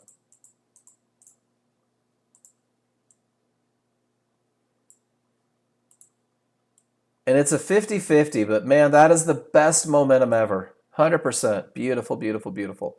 If this is the one that you're looking at, dude, that's awesome. There was one divergence, and I'm not sure about the 61, 66, 61. So that was your potential entry right here. Awesome. So let's talk about it. And let's just go through the very basic reads. And I love this read, Rob, 100%. You had momentum in buckets. I mean, that is perfect. Perfect, perfect, perfect, perfect momentum. Best of the best look. You had one of those 50-50 looks on your support, which means that 50% of your triggers are through and 50% are not. Are you comfortable with that idea? Whoops. Awesome, for sure. And you had a little loss of momentum on the small chart. So your small chart said, man, Rob, it's not perfect on the large chart, and we have a little bit of divergence. And this was the lesson that Paul just gave. Because of this little slowdown, I'm not in at the very bottom of the window, right? I'm not hoping for that momentum look. And exactly where you had that pointed out, right there at the midband, at the top of the window, at the highest correction point because of the loss of momentum, you absolutely nailed where that entry should come from.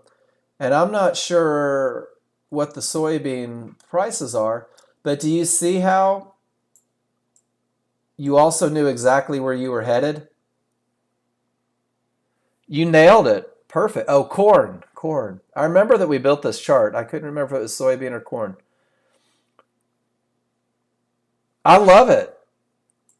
I can find one challenge on this chart, and the only challenge that I can find on this chart is divergence on the small, which just sets me up to get in a little higher in the window. And I know exactly where it's likely to go because all that momentum tends to push the market. Rob, I think this is probably a perfect chart read. Everything that you're studying is coming together. Nice job, dude. You saw it perfect. You and I saw the exact same thing, and I've been doing this a while. So that's the goal, right? That's the goal all the time. Your chart read sets you up. When to get out? How about when you hit a big-ass blue line and none of your triggers break? And this is the difference between paydays and greed, right? This isn't your exit because you're expecting it to break with momentum. But you've got a big blue fib in the distance, man, and you know exactly where it's at. I would put my target at probably 54.50, right on that fib, a tick above. And I would say to myself, I'd say, you know what? This is where I'm going to get paid. I'm going to get out. I'm not going to hope. Give me the freaking money. TTFM. If it breaks, I'll look for the sec. You like momentum and know when to get out. I love it. And there's no momentum on the small chart as you're coming into that fib. So maybe that was a little heads up for you. Good stuff, dude. Paul, weak bottom. Yep. Strong top. Lower divergence. Good lesson. Odds favorable. Clear path. Pull back to the mid band.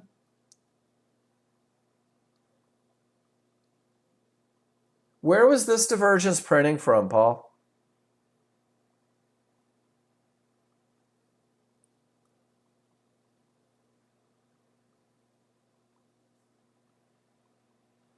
And let's do this too. Paul, I'm going to try and get in your head a little bit here. Maybe I get it, maybe I don't. But let's do it just like this. I had odds favorable momentum. I had a clear path. Rules met 100%. Are you good with that, Paul? Cool.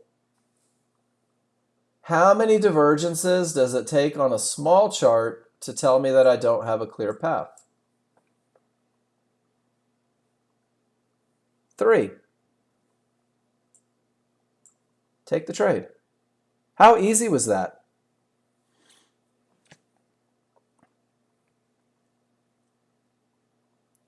So here's the second half of it, Paul.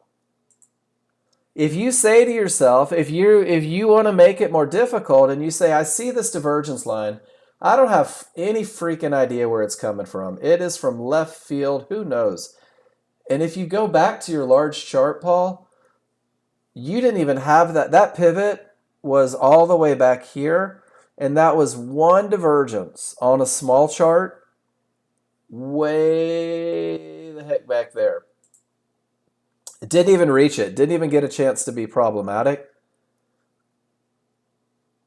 You're good, man. And if you didn't feel good about it, right? If you said, "Man, I don't like that that's higher. I'm going to wait for confirmation. I'm going to wait for a reversal bar, but I still love the advantages. I'll take this trade. And then if I get in on a reversal bar, hell, my risk is already established." Does that make sense?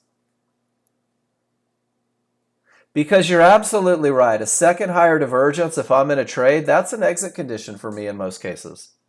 So if that's what was in your brain, my rules also say, Paul, the second side of that is if I get confirmation in the direction of all the good stuff, I'm back in that trade. 100%. And I think that I took one this morning that's similar to that.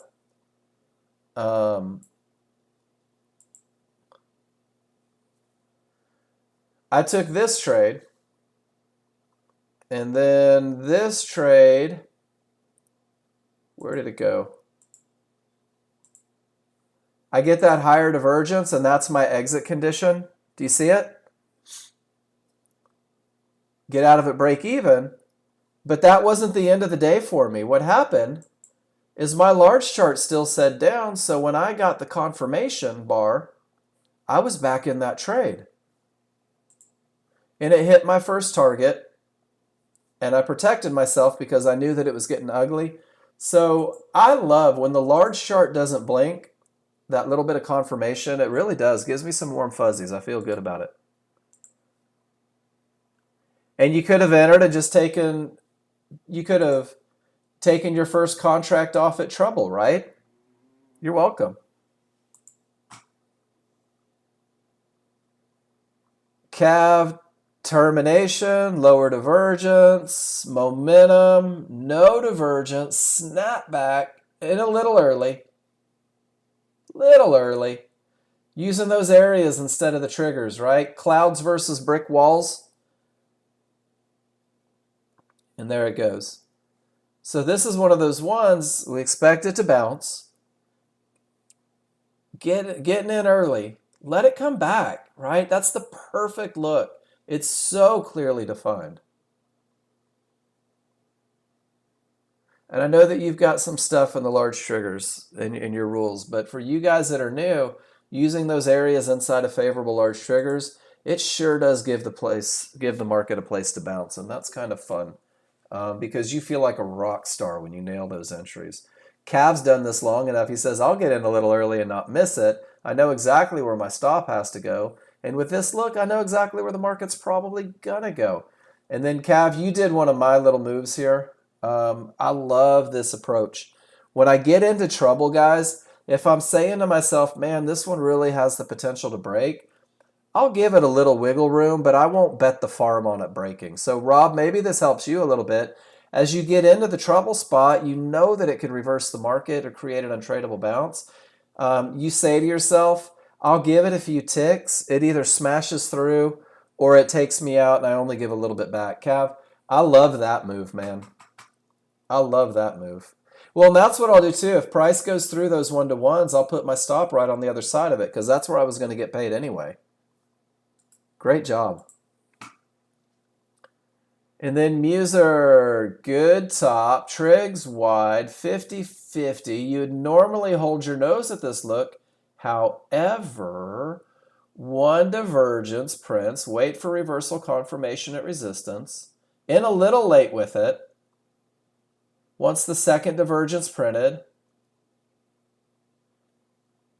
same thing over again, confirmation. I like you taking the confirmation here a little more. The difference is the second one is into a termination condition, Muser. The first one, little late on the reaction time.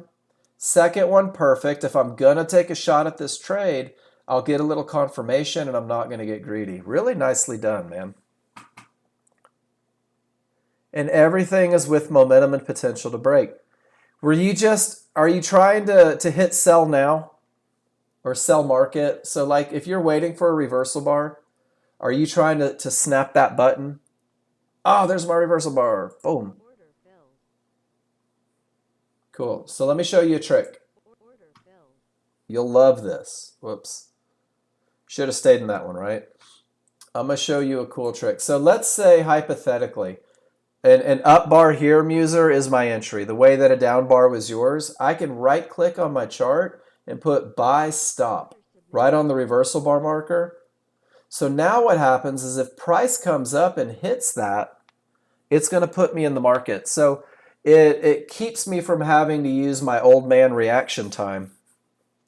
But I can rather I'm just waiting, right? And if it never becomes that reversal bar that I need for confirmation, then I never get into the trade. And it keeps me from being jumpy or anything like that. So I love using these. I use these all the time. It solves the issue. That's what I do, right? Is solve issues. Let me see if I have a picture of me actually waiting for an order. I talk to my brother a lot in the morning. I'm not sure that I have a picture of it. But yeah, just right click, stop, and then you're good. And then guys, that's our second hour. We've made it through all the pictures. We've had some pretty good lessons here. I'm going to pause again. I'm going to go scratch my dog behind the ears. Take a break, stretch your legs. When I come back, it's Friday. We're going to finish strong. So if you've been here all week and you're like, man, he didn't talk about XYZ. I wish he would have. Drop it in the room and say, Mark, I need you to talk about this. You promised that you would, and you didn't, and let's talk about it. Mark, I need help with entries. Mark, I could use just a little help on determining whether it's odds favorable momentum or that anything can happen look. Hey, Mark, I'm still struggling with whether it's a good top or bottom. So don't be shy. Drop it in. I'll see you guys in a few minutes, and we will finish this week strong.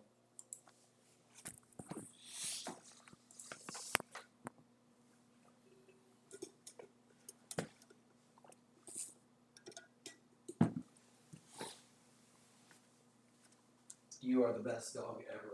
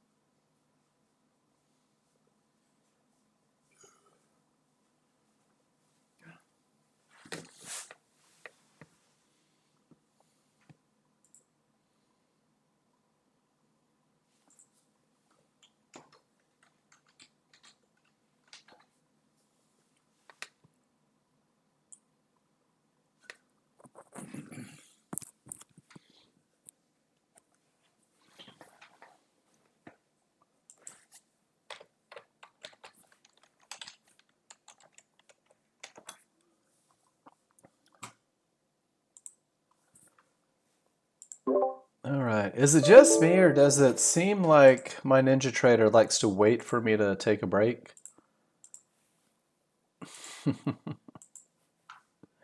All right, let's get that back up. And then Paul, was there a second trade in the last post of yours that you covered? Sorry, I was so focused on that one that I missed it. So let's talk about the second one real quick.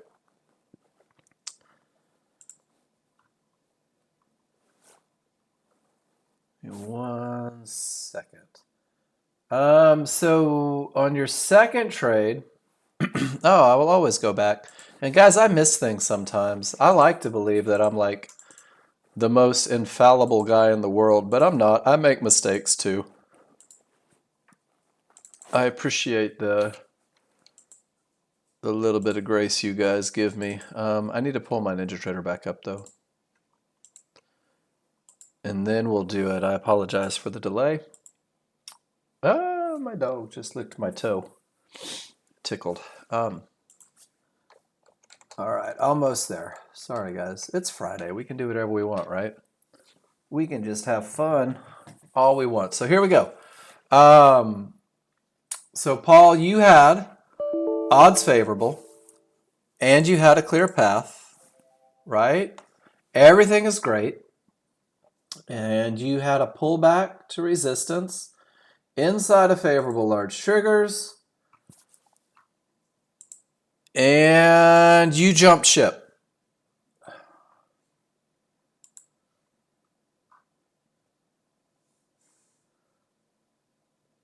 What got you out? Exited with 2 long bars. What's a long bar, Paul? I'm going to beat you up a little bit because I don't get to beat you up all weekend, right? Okay, so what you're saying is that you'll enter against what you call 1, 2, 3, 4, 5, 6, 7 long bars, but 2 of them scare the shit out of you because now you have something at risk, right? And this is coming from a place of love. So let's go back. Who cares? Who cares, Paul? What's your momentum look like? So if you had to put one word, so momentum is great. And if you had to maybe find an adjective, how do I describe my path? Is it clear? Absolutely. So when your large chart is 100%, and I think that we've typed this a couple times today, but guys, I'm telling you, these are the lessons that we have to keep doing it. We have to keep doing it. This is perfect, right, Paul? Where is momentum defined? On the large chart. Where is the path defined? On the large chart. So what did this little loss of momentum on a small, insignificant entry chart do? This is where we get to kick ourselves in the butt. It pushed you directly to a mid-band inside of favorable large triggers. I wish I had a nickel for every time that I've taken that exact same exit, Paul. I would be rich. So let's go to management. No exits where entries should be. Check it out. So Paul, this is not a unique problem. This is pretty normal, and it all stems back to the idea that once you have something to lose, you're afraid to lose it, right? Exactly. And that little what if monster sits on your shoulder for the entire day. That what if monster, if your rules aren't broken or if your rules aren't met, the what if monster says, hey, but what if it runs? What if it goes anyway? What if your rules don't work this time to keep you safe? You should break your rules and get into this trade, and that what if monster's an asshole and he'll do this. And that same monster will say, I know that all your rules are met. I know that you have odds favorable momentum. There's no doubt in my mind that your path is clear. And you've got areas inside of favorable large triggers. But what if, Paul? What if this is one of those losers that it's okay to take, and you give that money back? You gave it back anyway. And this is where, this is such a great example of why it's so important to know exactly what it's going to take to get you into the market. And then on that same token, you have to have exactly what it's going to take to get you out. And I want you to see something, Paul, because I had another guy in here that used to say, but the small triggers turned. This is the perfect long trade, and the small triggers turned against it, and there were all sorts of bars against it. Remember, it's a refinement chart. And let's do it again. Everything says up, and the small triggers turned against it. So go through and take a look at some of these. And what you'll say to yourself is, oh, well, that's totally freaking normal when everything is perfect for the small triggers. That's what gets me back to my best. That's what gets me back to that best entry. And if there weren't some sort of loss of momentum on that chart, well, then they'd never get to my entry. Does that make sense? Very much a refinement chart. And here's a picture that kind of illustrates it. If you take a box and go around the one bar that's telling you why you need to look for an entry, you'll notice that there's a lot that happens inside of that one bar. Don't get distracted. The only thing this chart is for is pinpointing where the market is most likely to continue. It's the large chart that tells you why you're looking for that pinpoint. So great stuff, man. Great lesson there. Thank you for that. Telling you guys, this is how we get to where we want to be. Keep practicing. Keep posting.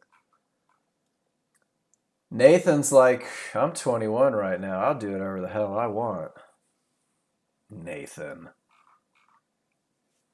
It's not your birthday anymore. You can't just pull money out of the market just anytime you want, all willy-nilly. Yeah, you can. So let's look at it. This is where you kind of cross that line between trend trade and momentum trade, right? So let's go through it. Are you with me, Nathan?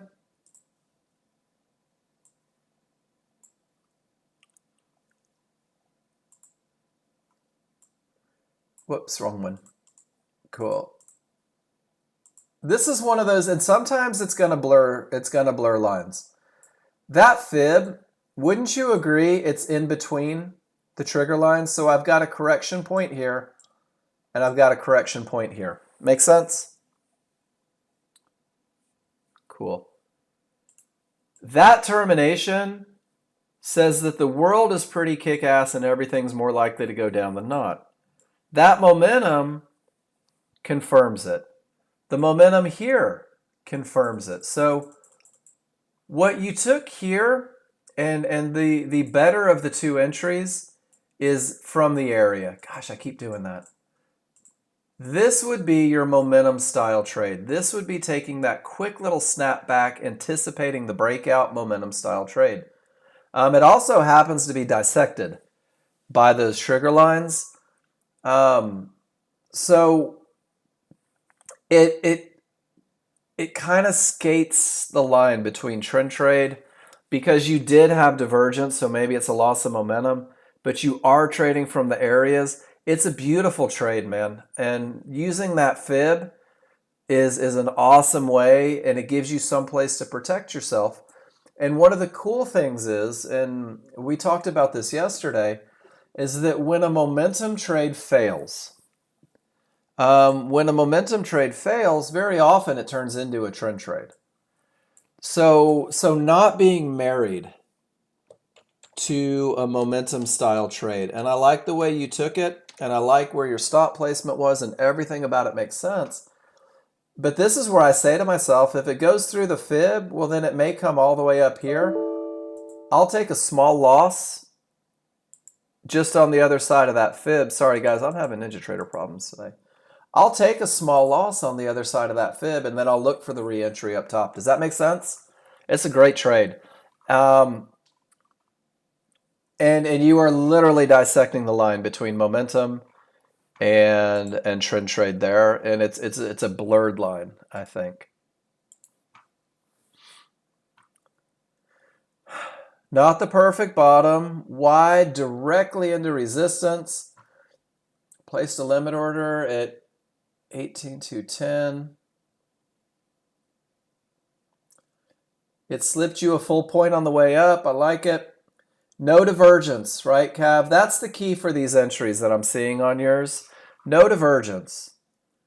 Don't let there be divergence on that little snapback. I'll give it a shot with this momentum if my small chart doesn't say things are going south. I like it. Good job, dude. Have you guys noticed that almost every one of Cav's trades today looks exactly the same? Did anyone else notice that? I'm not sure if it's just me. Almost everything that you've done today, Cav, looks exactly like the next. It's almost as if you don't deviate too terribly much from what's been proven to work for you. See what I did there, guys? That's what we call leading the witness. Cav said, you know what? I've figured out how to make money in the market. Let me do the same darn thing over and over and over and over. And I know that I'm going to win more than I lose, right? Because I can test this. I've done it over and over. And guys, that's the keys to the kingdom, is building that level of faith in your plan that you execute without hesitation, that you understand where your stops go, that you know which trades have the potential to be home runs and which trades maybe you need to be a little more assertive on your exits with. And Cav, you are absolutely putting on a clinic today, and you have been all week. And I hope that your week has been as amazing as the trades that you've shown us, because it's been great. Paul, making you earn this one. Odds favorable, clear path. Oh, it's the S&P too. No areas inside of favorable large triggers, right? No areas inside of favorable large triggers. And Paul, it looks like you got confirmation and then picked up a better entry after. And they are making you work for this one, aren't they?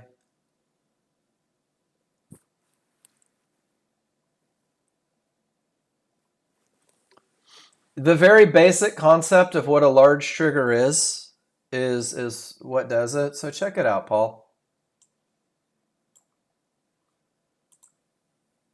Pulled back to the trigger, pulled back to the trigger, pulled back to the trigger, pulled back to the trigger. Do you see it over and over? That's just your large chart, right? Back to the trigger, back to the trigger, back to the trigger, back to the trigger. So this is a moving average. Price corrects. So what happens when the trigger from that large chart and the large trigger from the small chart, it gives you a very pinpointed correction zone. It gives you a very specific area where I expect price to correct to. So what that does for me, Paul, and let me go into it. Let's turn this into a whole lesson, since I know you're listening. I think I've given you this lesson 10 times, but you always had to run to the kids. If this is where I expect price to correct to, right? I expect it to come to those triggers. The large triggers on the small chart, the large triggers on the large chart. This is where we come up with that awesome little phrase, favorable large triggers. Why do we talk about favorable large triggers? Because favorable large triggers means that your correction point from both charts are one on top of the other, solid, solid, solid, solid. Does that make sense, Paul? So if this is where I expect price to correct to, the idea that I can have something solid for the market to bounce off of inside of it It's the double whammy. It's the super awesome. It's the, man, not only do I expect it to come here, but now I've got solid Fibonacci-based indicators to give it a reaction point.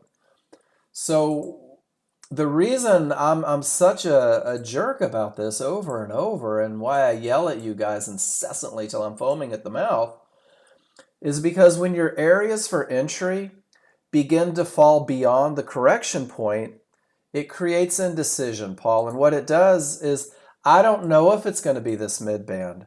And I don't know if it's going to be these one-to-ones. And honestly, man, I don't know if they're going to get one by me and come up to this. I don't know where it's going to correct, because the correction point's already exceeded. The mid-band is a good guess with this look, right?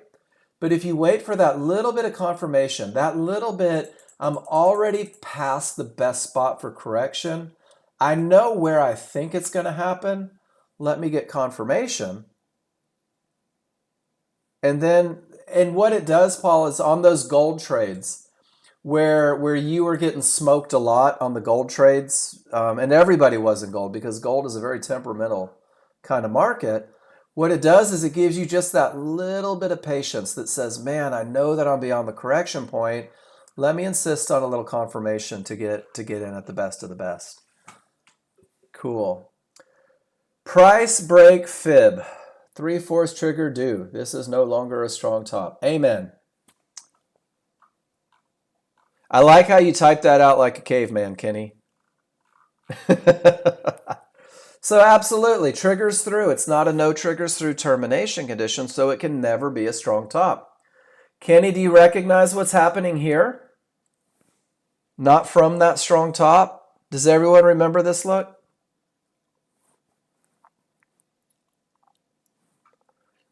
So let's do expectations again. And you nailed it. It's not a strong top because the triggers got through. And then price accelerated away from the large triggers and hit the midband.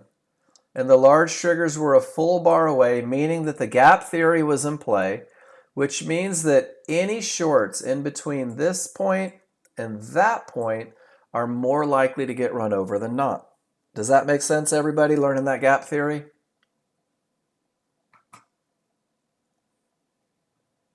What market was this, Kenny? I don't know that I have any charts up. But that's a good lesson. That is gap theory 101.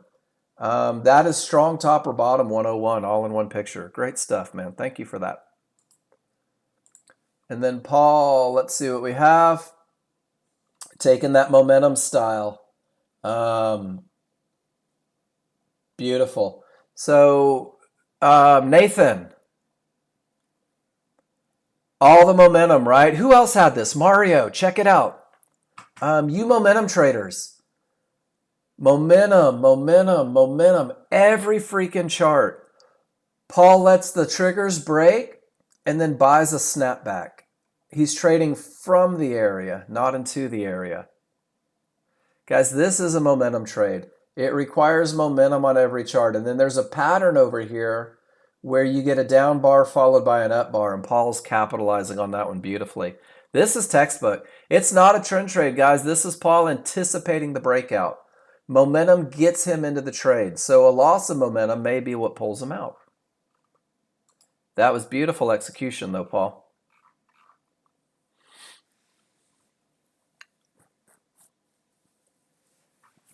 Hey, Mark, quick question on the momentum entry. Is it one tick below the down bar marker on the 8 range? No. So, Paul, your entry, let me help. Your entry for this momentum trade, Paul, is with momentum on all the charts, small triggers break, I'm buying the pullback to the fib. Does that make sense so far? That's the first part of it.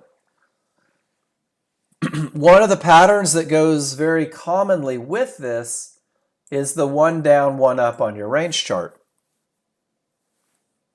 I'm still using this chart to define the area of where I want to get in. I'm letting the small chart define the area of where I want to get in. And then over here on your range chart, what happens is after that first bar, while this bar is forming, you've got a box that's about that big where it shows the range of the bar. And what happens is as price moves up, so does the box. So my stop, initially it's right here. And as the box moves up, so does my stop. And as the box moves up, so does my stop. So what I'm doing is I'm using the area for entry, and I'm using the one down, one up pattern. So my stop literally, as this trade goes, it starts about here, and then every time this bar gets closer to forming an up bar, my stop reduces, reduces, reduces, reduces, until eventually I'm 2 ticks below that actual bar. And this is what John teaches in the class. But the idea is, so this one up, one down, Paul, and this is going to be a good lesson for you, I think. Let me see if I can find an example. Let's say that I am, and there's one of those momentum trades too. But let's say that I'm in this trade right here, Paul, and I'm going to see if this chart gives me anything for it. Where's 934? All right. So hypothetically, and guys, we're going a little high end because Paul was nice enough to give us an example. Take care, Miss Debbie. So Paul, do you see how there's no areas here? And let's line it up 3 charts real quick. Hold on. So that we can find the same spot everywhere. And guys, these momentum trades, to really take a best of the best, they require 3 charts. So I'm going to circle on this chart where I have all that momentum. Are you with me still, Paul?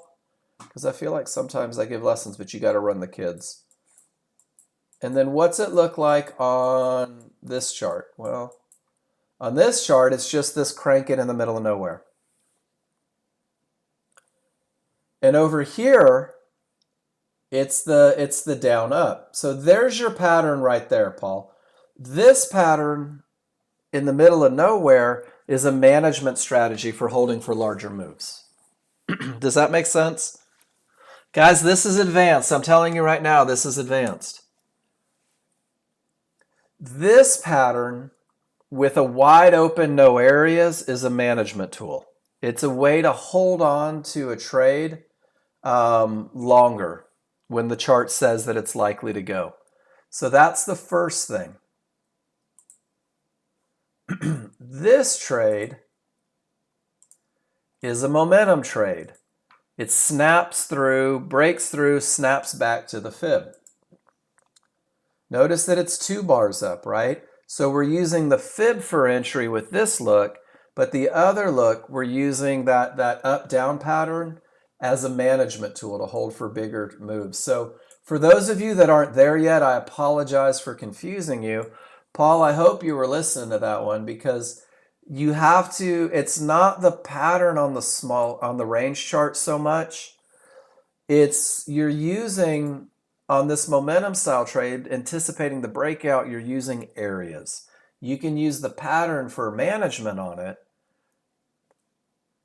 but there's a distinct difference between using the pattern into areas. He may have, and that's great.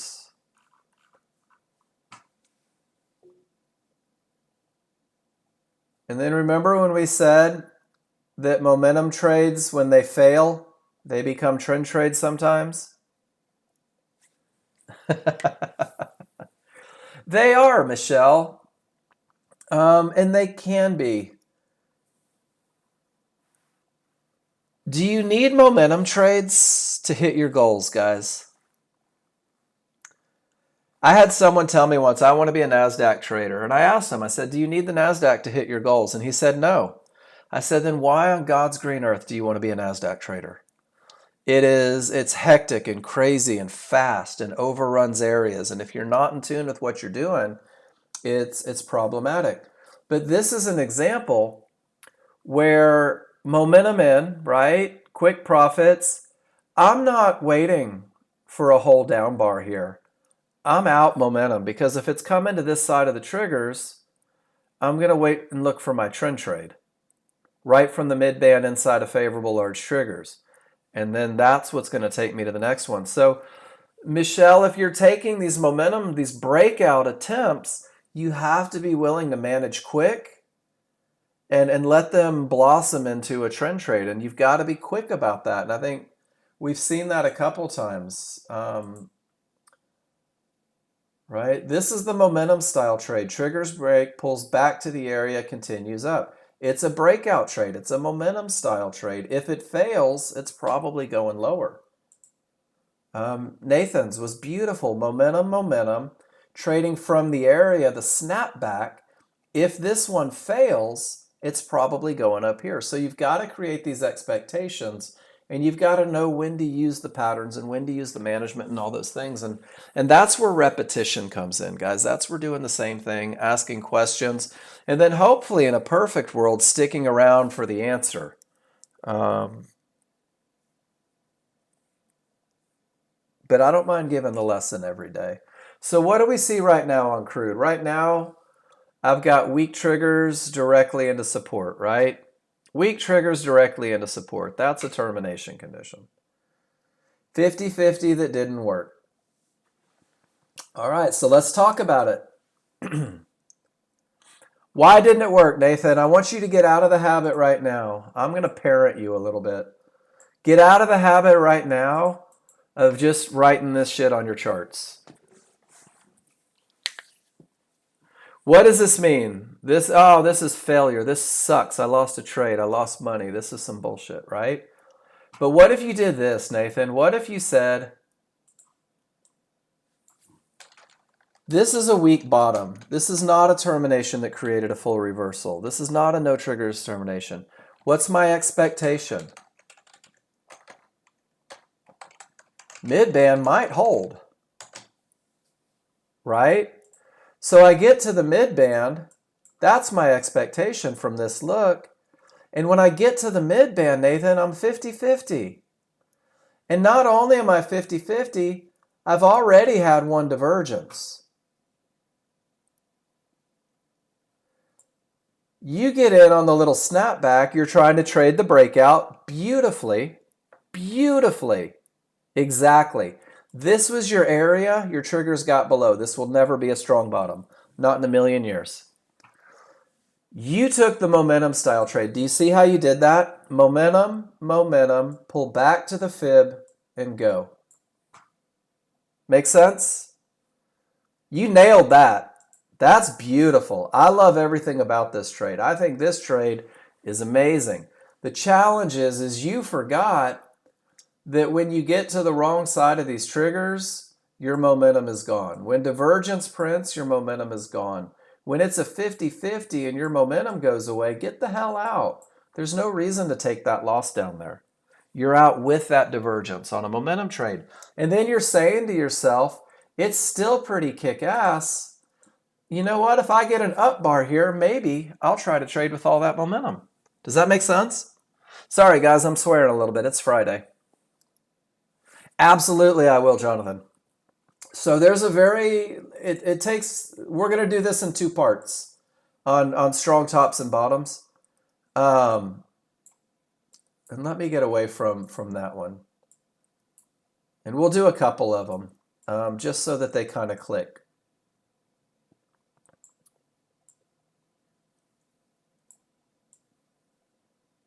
All right, this is probably going to be my best example right here. And Nathan, you nailed the momentum trade. I want to make sure that I say that. You nailed the momentum trade. But understand that that one is a momentum trade, so a loss of momentum gives you a management opportunity, but you're still looking for the trend trade after. All right, so Jonathan, the first thing, when I talk about a strong top or bottom, the first thing that has to happen is price reaches an area and none of my triggers break that area. This is a termination condition. So this is the first step. And Jonathan, if both lines of the triggers don't get above these 1-to-1s, the triggers didn't break. Does that make sense?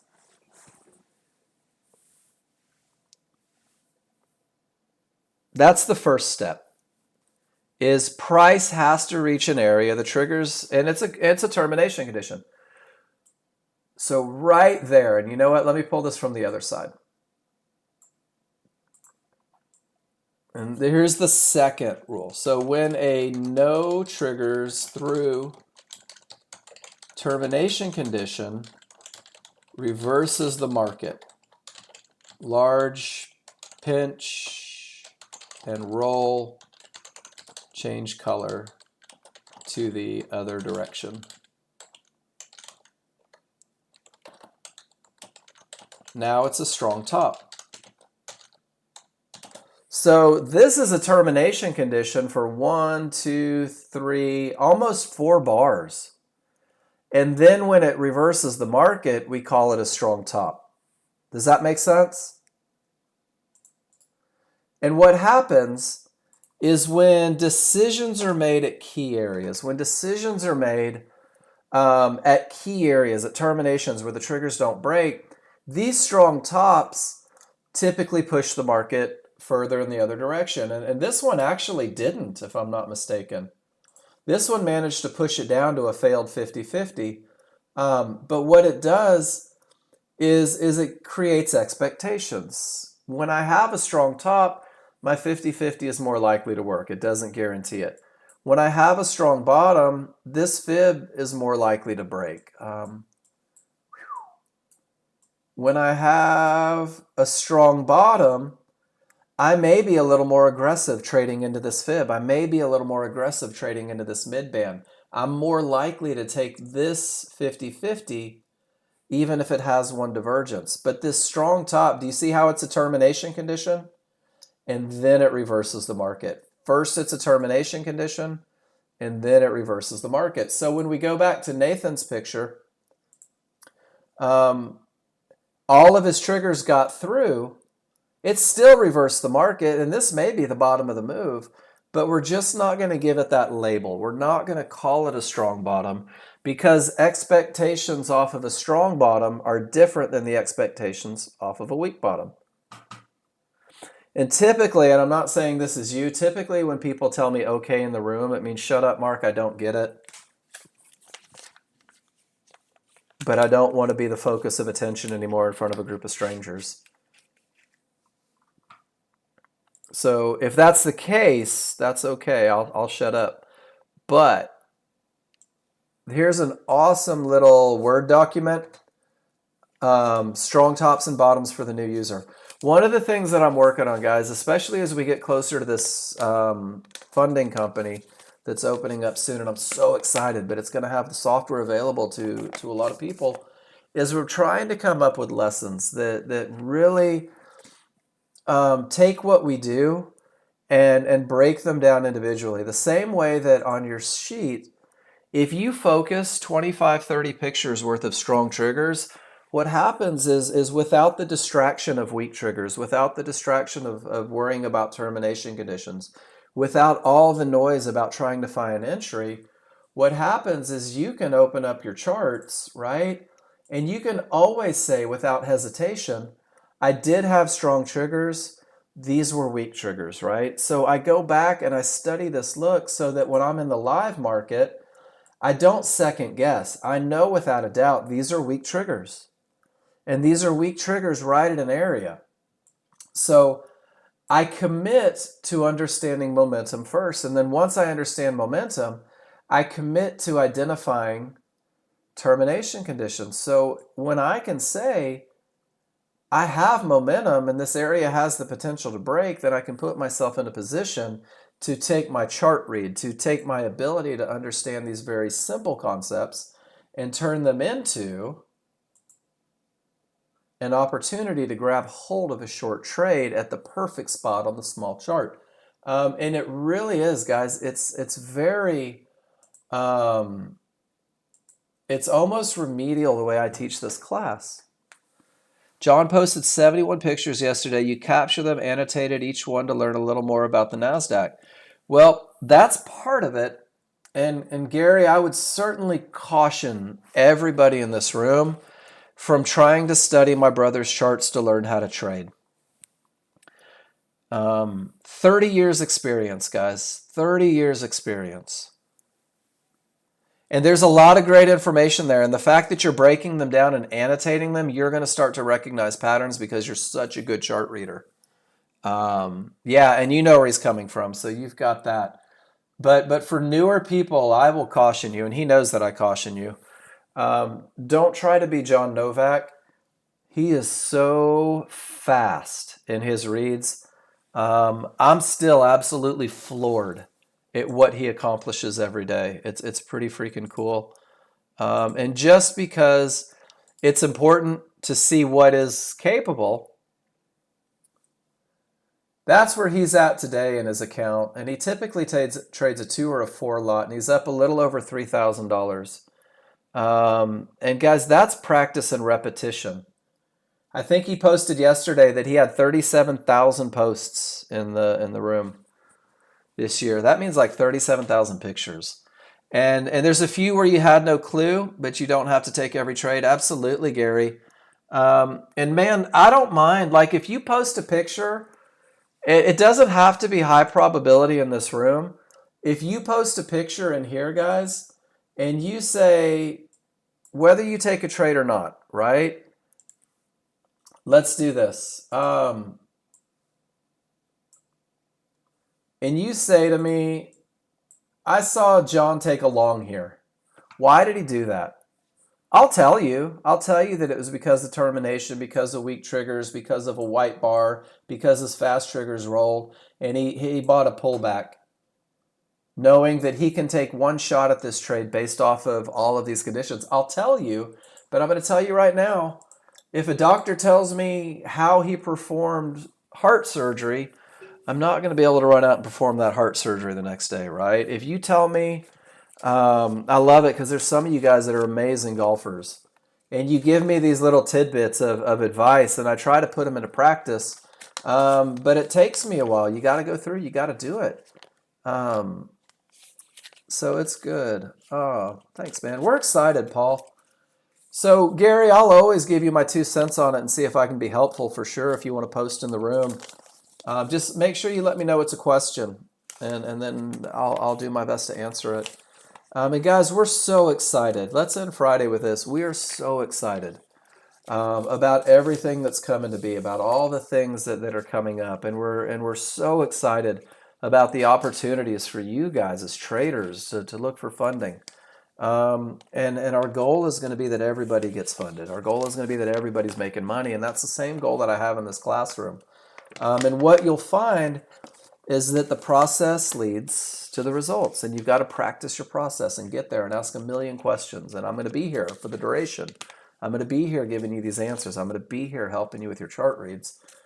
So commit to doing the work, guys. Put yourself in the best position for success. Take all the pictures. I don't think, except beating up Paul a little bit just for the fun of it, I don't think I'm too aggressive. I'm not too aggressive on you people. 1,700 on a 2 lot every day this week. I love it. So Gary, here's the deal. And this is so important. What brought you success on the simulator, what brought you success, don't change it. Don't change it. One of the biggest problems I see with people going from simulator to live is the second they go live, the fear of loss changes their entire plan. And Gary, there's no doubt in my mind you're capable. Rigidly following rules and letting the large chart lead the way, and you're never going to have a problem. I've been on sim for the last 2 weeks learning what my brother does, and what I've realized is that I've got a lot of opportunities in management. And I've been studying with him very closely, and I'm formulating a new management plan right now. And I'm doing it on simulator, and I'll probably test it next week. I'll probably go live and see that if I can take these bigger moves live the way that I'm doing it on simulator, guys. I don't have any problems finding the easy ones, but I enjoy the process of learning, and I'm always willing to be on simulator to go learn.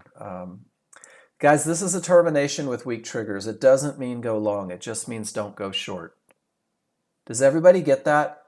It doesn't mean go long. It means don't go short.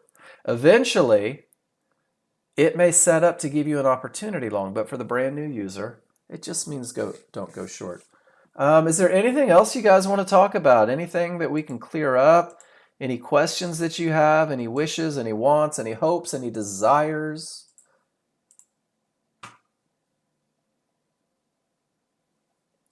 All right, so I'm going to finish it with the sermon straight from the pulpit, guys.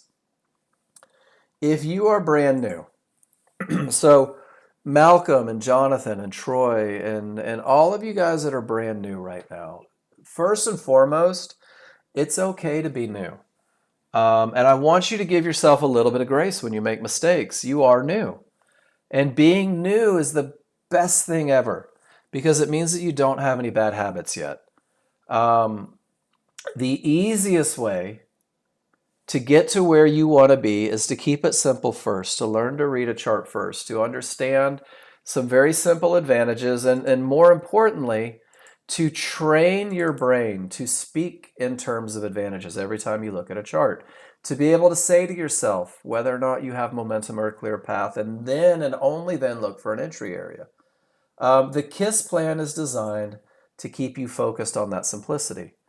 The KISS plan is also designed for you guys that are coming back to me. Who was it yesterday said they were coming back? It'd been a while. Chris? Man, this is a great way. If you're coming back, if you're not finding the success that you were hoping to find, you know who I'm talking to right now. If you keep trying and losing because you're trying to catch them all instead of the best, guys, the KISS plan is an outstanding way for you to kind of come back into consistency. It's an outstanding way for you to be profitable as you grow with the software until you formulate a plan outside. And I'm telling you guys right now, I have had people, brand new people, in the first 30-day people, follow the same path that I put before them. Learn the looks, post in the room, follow the KISS plan, and they're getting funded on these accounts over and over again.